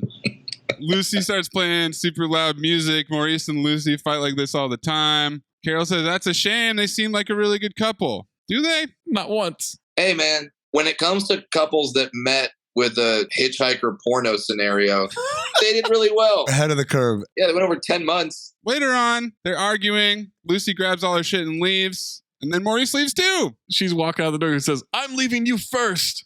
What? Last one who leaves is a rotten egg. And I said, 20th century, bitch.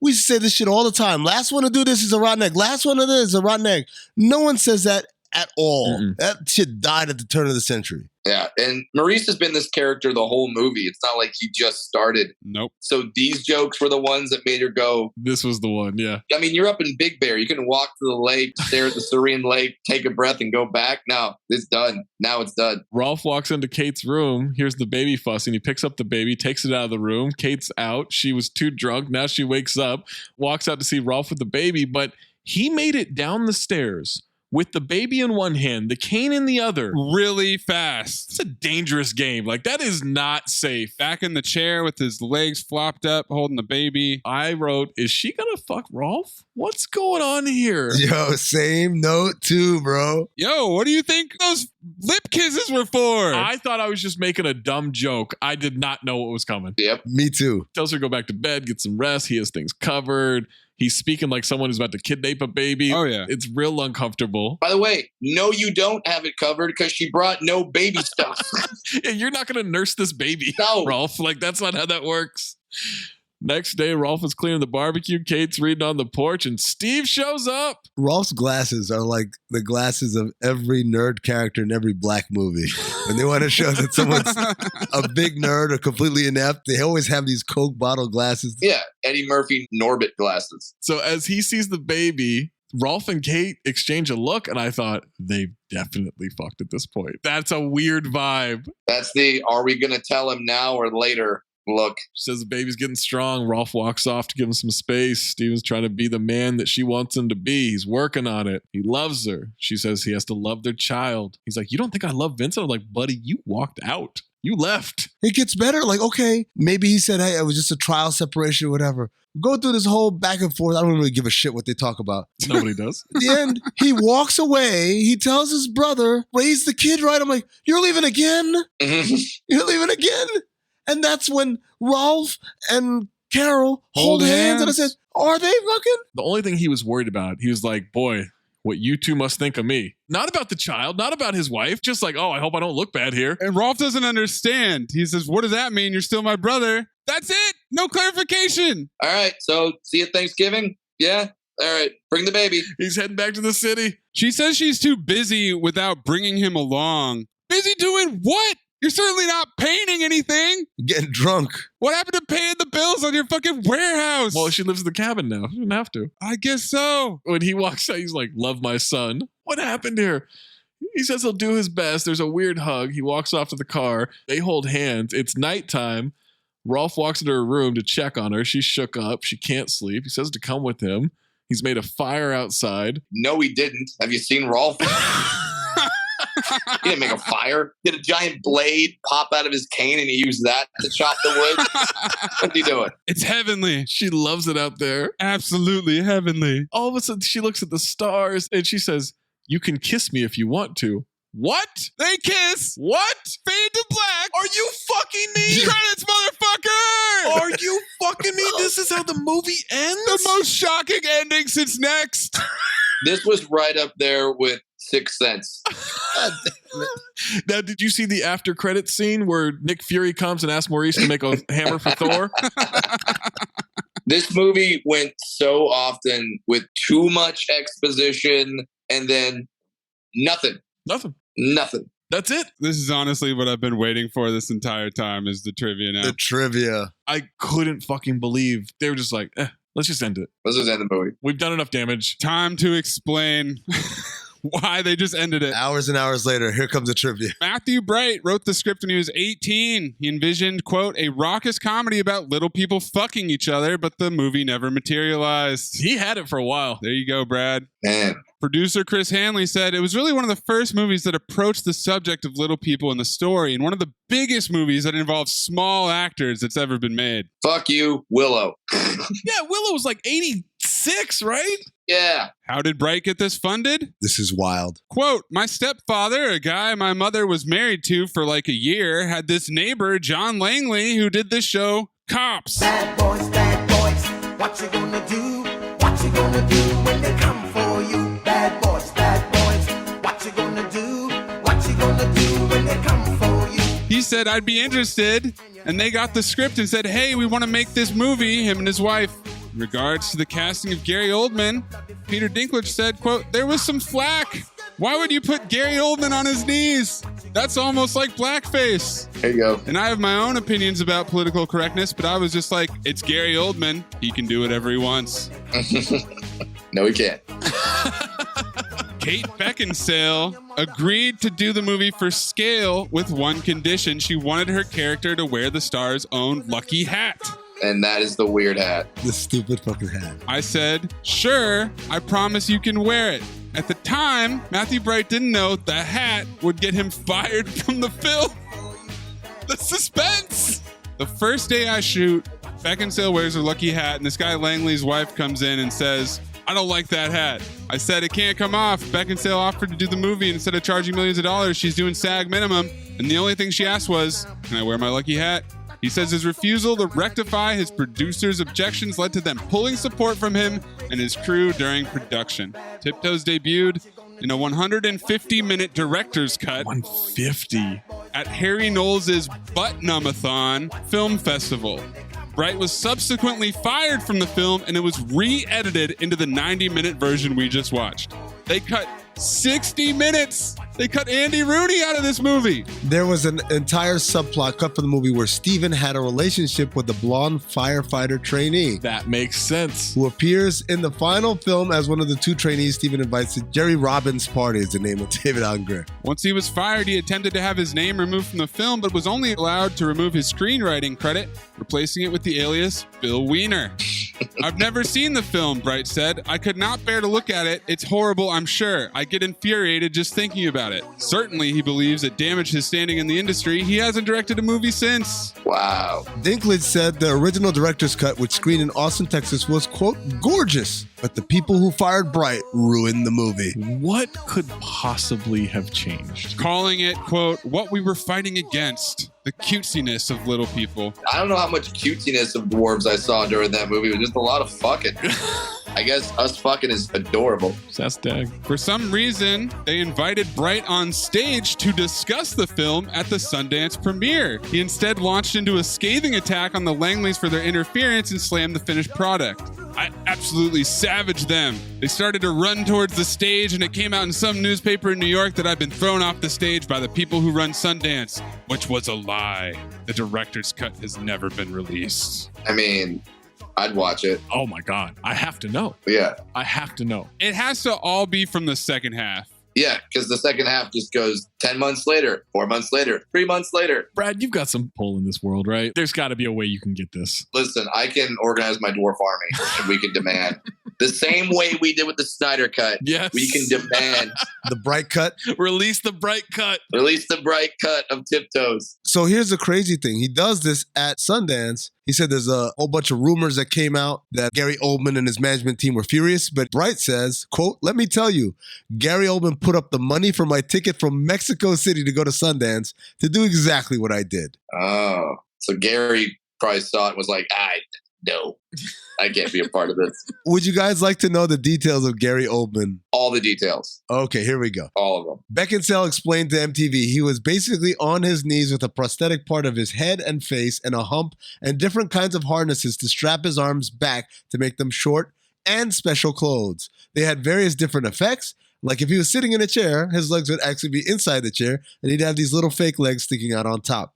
It was amazing what they did with him. No, it wasn't. Well, amazing is a very interesting word choice there. Hanley, the producer, says there were people that played his double.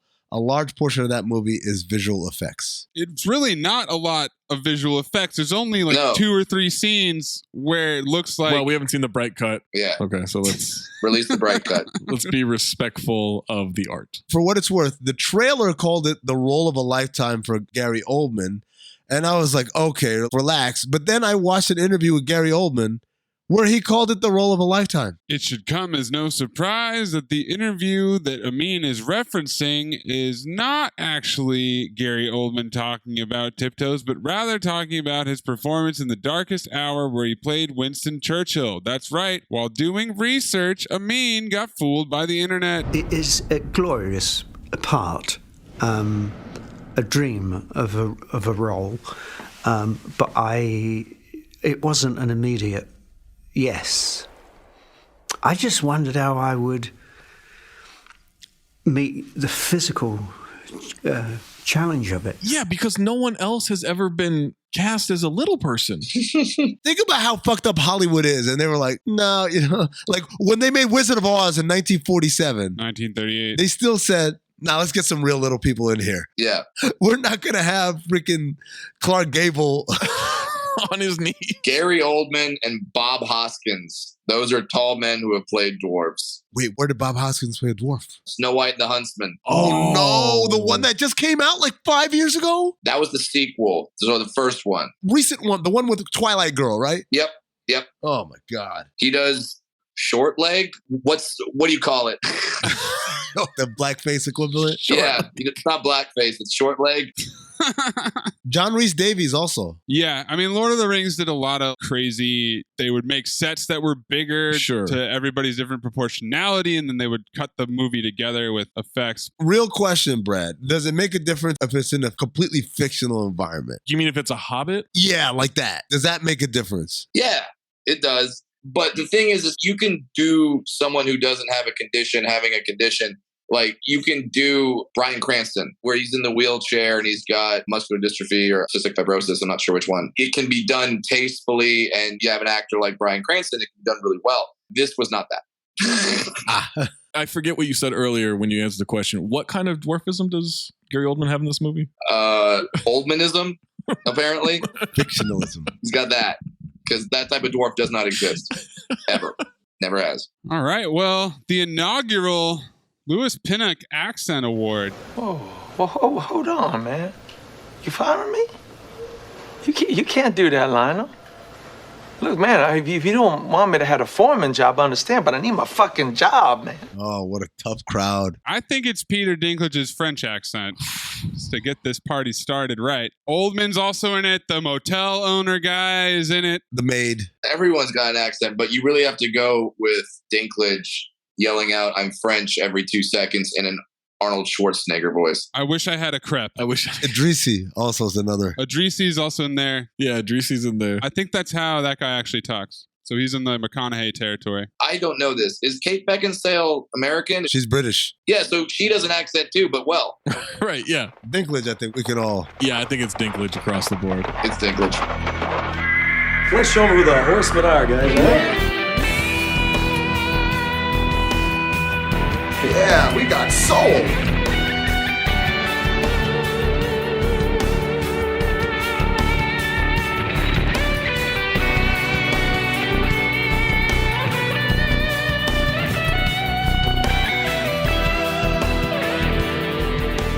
5 Horsemen. I don't know, man. There's a lot of poppy talk kind of to start this off. It's kind of all about poppy talk if you think about it. I'd like to introduce a new one. Here we go. We could throw exposition in there. We could throw poppy talk. I would like to throw in time jumps. Ooh. There is a considerable amount of time jumping in this movie that doesn't make any sense. The timeline is insane in this movie. 90% of the movie happens within 48 hours. Christopher Nolan thinks the timeline is fucked up in this movie. I had one more 20th century bitch because between the autographs and flip phones and paying a phone bill. Yeah, paying a phone bill was big. The time jumps are pretty dramatic. I think it's a signature of this movie. It's very distracting. You want to go time jumps or timeline? Timeline's fine. Yeah, either one. Timeline of this movie is nuts. Breathe in through nose, out the mouth. Ass on, ass off. Teddy Rex, Moosey Teddy Rex. Teddy Rex, Moosey Teddy Rex. Ass on, fuck it, ass off. Ass on, fuck it, ass off. Michael Biehn Memorial Ass On Award. Idrisi. No. Pretty wild. I've got Gary Oldman. Oh. It was terrible in this movie, man. The role of a lifetime. There's some bad acting in this movie. Yeah, Gary is tied with Bridget the Midget in terms of acting quality in this film. I thought she was pretty good, to be honest with you. I got Beckinsale. I don't know, man. I believe she was into it. When she burst into tears at the brunch. That's a good one. I've got the trainee who was supposed to be the love interest, but apparently that was cut out. Yeah, she was not good. She was awful. That was smart when he threw the phone away. Yeah, I'm going with her, man. No, she's terrible. There you go. I'm kind of in on that. All right. Yeah, we can go with that. Although I do think Gary Oldman should be heavily considered here. He was awful in this movie. Carl Weathers Memorial Ass Off Award. I got Dinklage, I got Arquette, and I got McConaughey. I got all 3 of those. I think you go McConaughey just for the when he hears that she's pregnant scene. Literally just that scene. That alone, yeah. I think McConaughey ran off with it. When he is in the room after she gives birth, his reaction's there and he punches the wall. He's ass off for the majority of this movie. Absolutely. I can't believe you guys have just completely skipped over 2 pivotal performances. One, you're going to say Dag for sure. Of course. And then most importantly, Papa Lafarge. Papa Lafarge. Papa Lafarge is great. I could have used more Papa Lafarge for sure. I could have used a scene with Papa Lafarge on the golf course somewhere. Oh, yeah. Oh, yeah. Are you good at keeping secrets? Absolutely. Because I've got a present for you. Secret present outside by the dumpster. Is it a baseball mitt? It fits you like a baseball mitt, like a glove. I hope. It takes us right into Golden Dumpster nominees. Maurice's special with cherry morphine and cognac concoction. Idrisi smacking the absolute shit out of Rolf. Dag fucking Sally in the glass house. Papa Lafarge's fart limerick, and Carol leaving her newlywed husband behind in the car so she can run and go kiss his twin brother on the lips. Let's not forget a pregnancy test that uses the words knocked up in the instructions. I'm calling you a prostitute. She committed murder. Lucy committed murder with a shoe. You killed a man with a trident. Can I just nominate Gary Oldman's knees? See, I had whatever Gary Oldman was doing. That's my nominee, so I'm with it. You wanted to give him Ass On and Golden Dumpster? Yep, I sure did. Look, that is the takeaway from this movie for me. I still don't understand what happened. I'm going with Gary Oldman's knees for the dumpster fire. I'll say Gary Oldman's hump. I'm going to go with that. We can all pick a different Gary Oldman body part. Yeah, I mean, take the glasses. Glasses for sure. Maze, you going to take the hair? That mullet? We haven't roasted enough. That mullet. I think I'm going to shake it up a little bit and do whatever movie Maurice and Lucy are in. The whole arc. Yeah, that's strong. Brad, you are our esteemed guest. Motherfucker.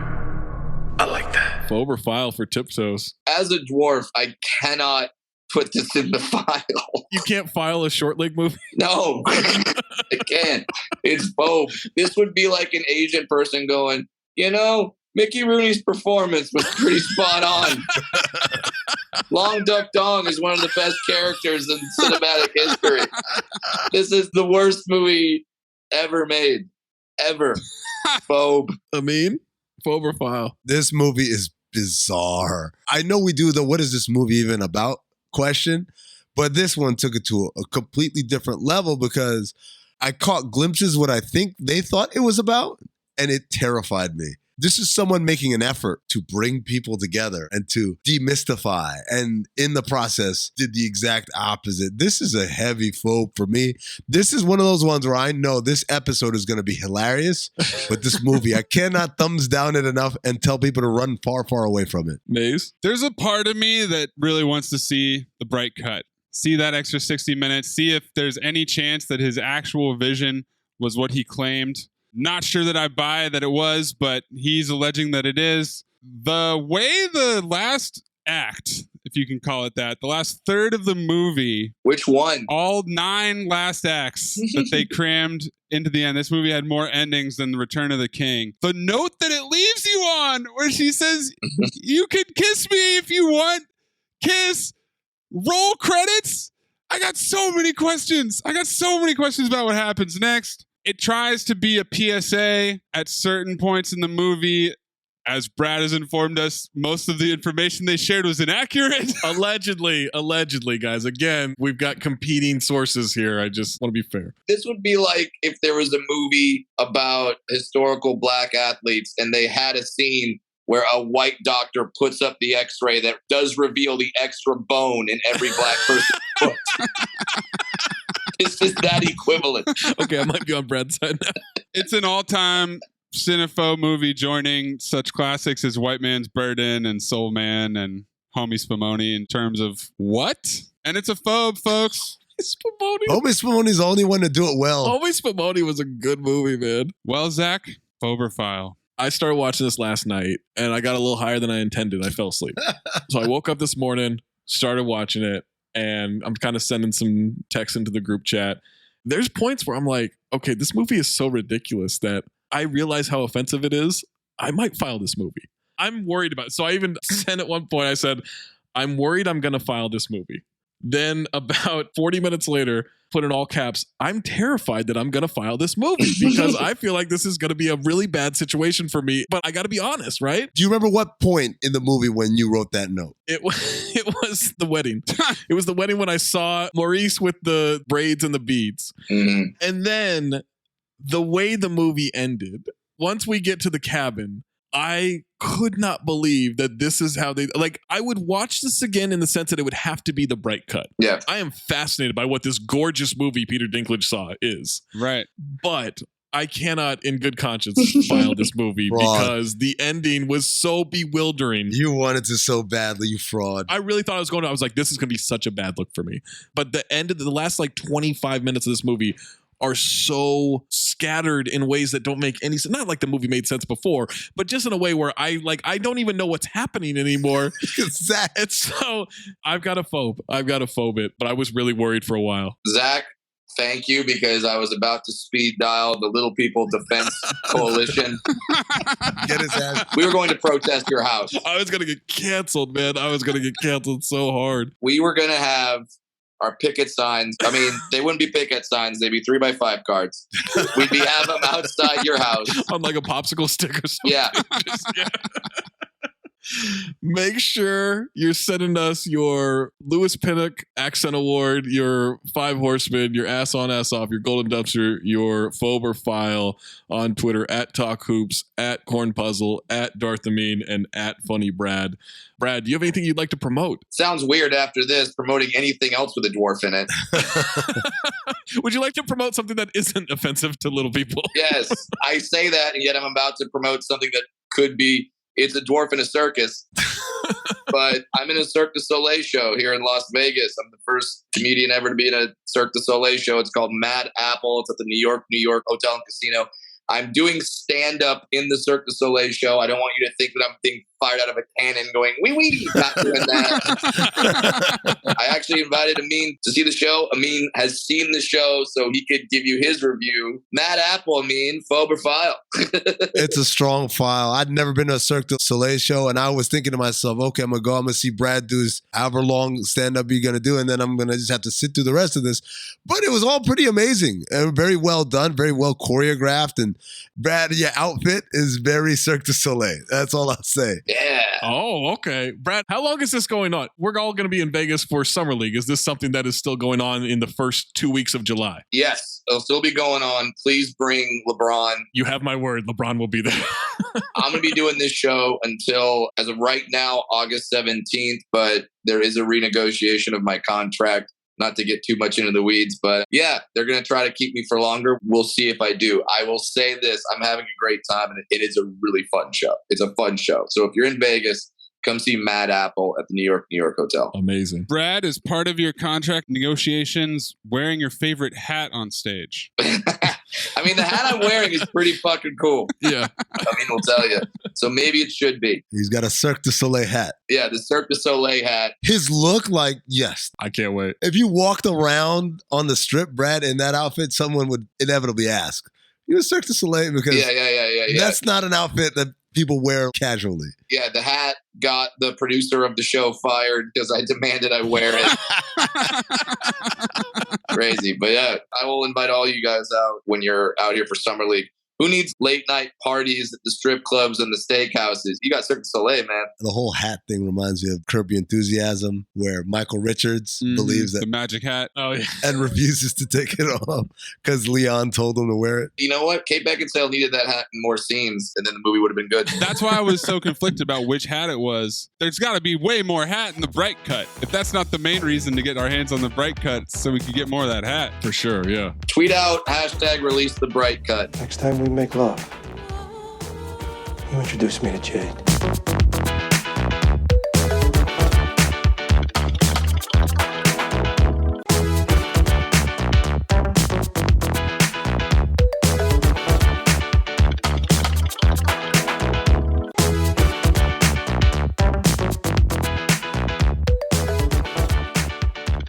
All right. That is going to do it for Matthew McConaughey month. And I know what you're thinking. There's another week in June. So what is happening next week? Well, we're going to do something that we used to do in our pre-Meadowlark Media days. It's a little Cinephobe game show. We call it Cinefeud. This next week is actually going to be Cinepardy. It's a Jeopardy-style game show. I am the host. Zach and Amin are the contestants. Amin gets very upset when he starts losing, so you have that to look forward to. We're going to be going through facts from previous episodes, previous movies, and it's a whole lot of fun, so be sure to check that out next week. And then we also have the results of the poll. For the second consecutive month, Amin got last place, which means that he will pick the theme for July and also have the first pick. Stay tuned for that after the Cinepardy episode for that announcement. I got second place and get a whole lot of nothing. And Zach Harper wins the poll, 2 for the money, 2 for the show. He gets 1/3 of a wild card. He and I both have 1/3 of a wild card, which of course means that we can come in and block someone's pick at any time and pick whatever we want. Nobody wants a wild card, okay? It doesn't make any sense. We don't want a maniac in our group, but there's no benefit to it. I feel like you just agreed with me, but you weren't listening to what I was saying. Yes. You pointed at me like I said something, but I didn't. Oh, good. Charlie, having somebody making wild decisions that make no sense, that benefits nobody. Oh, yes. Right, yes. Is he listening to it? I can't tell. He's listening. He's not understanding. Yeah, he doesn't even, like, get us, man. We're talking about you. Ah.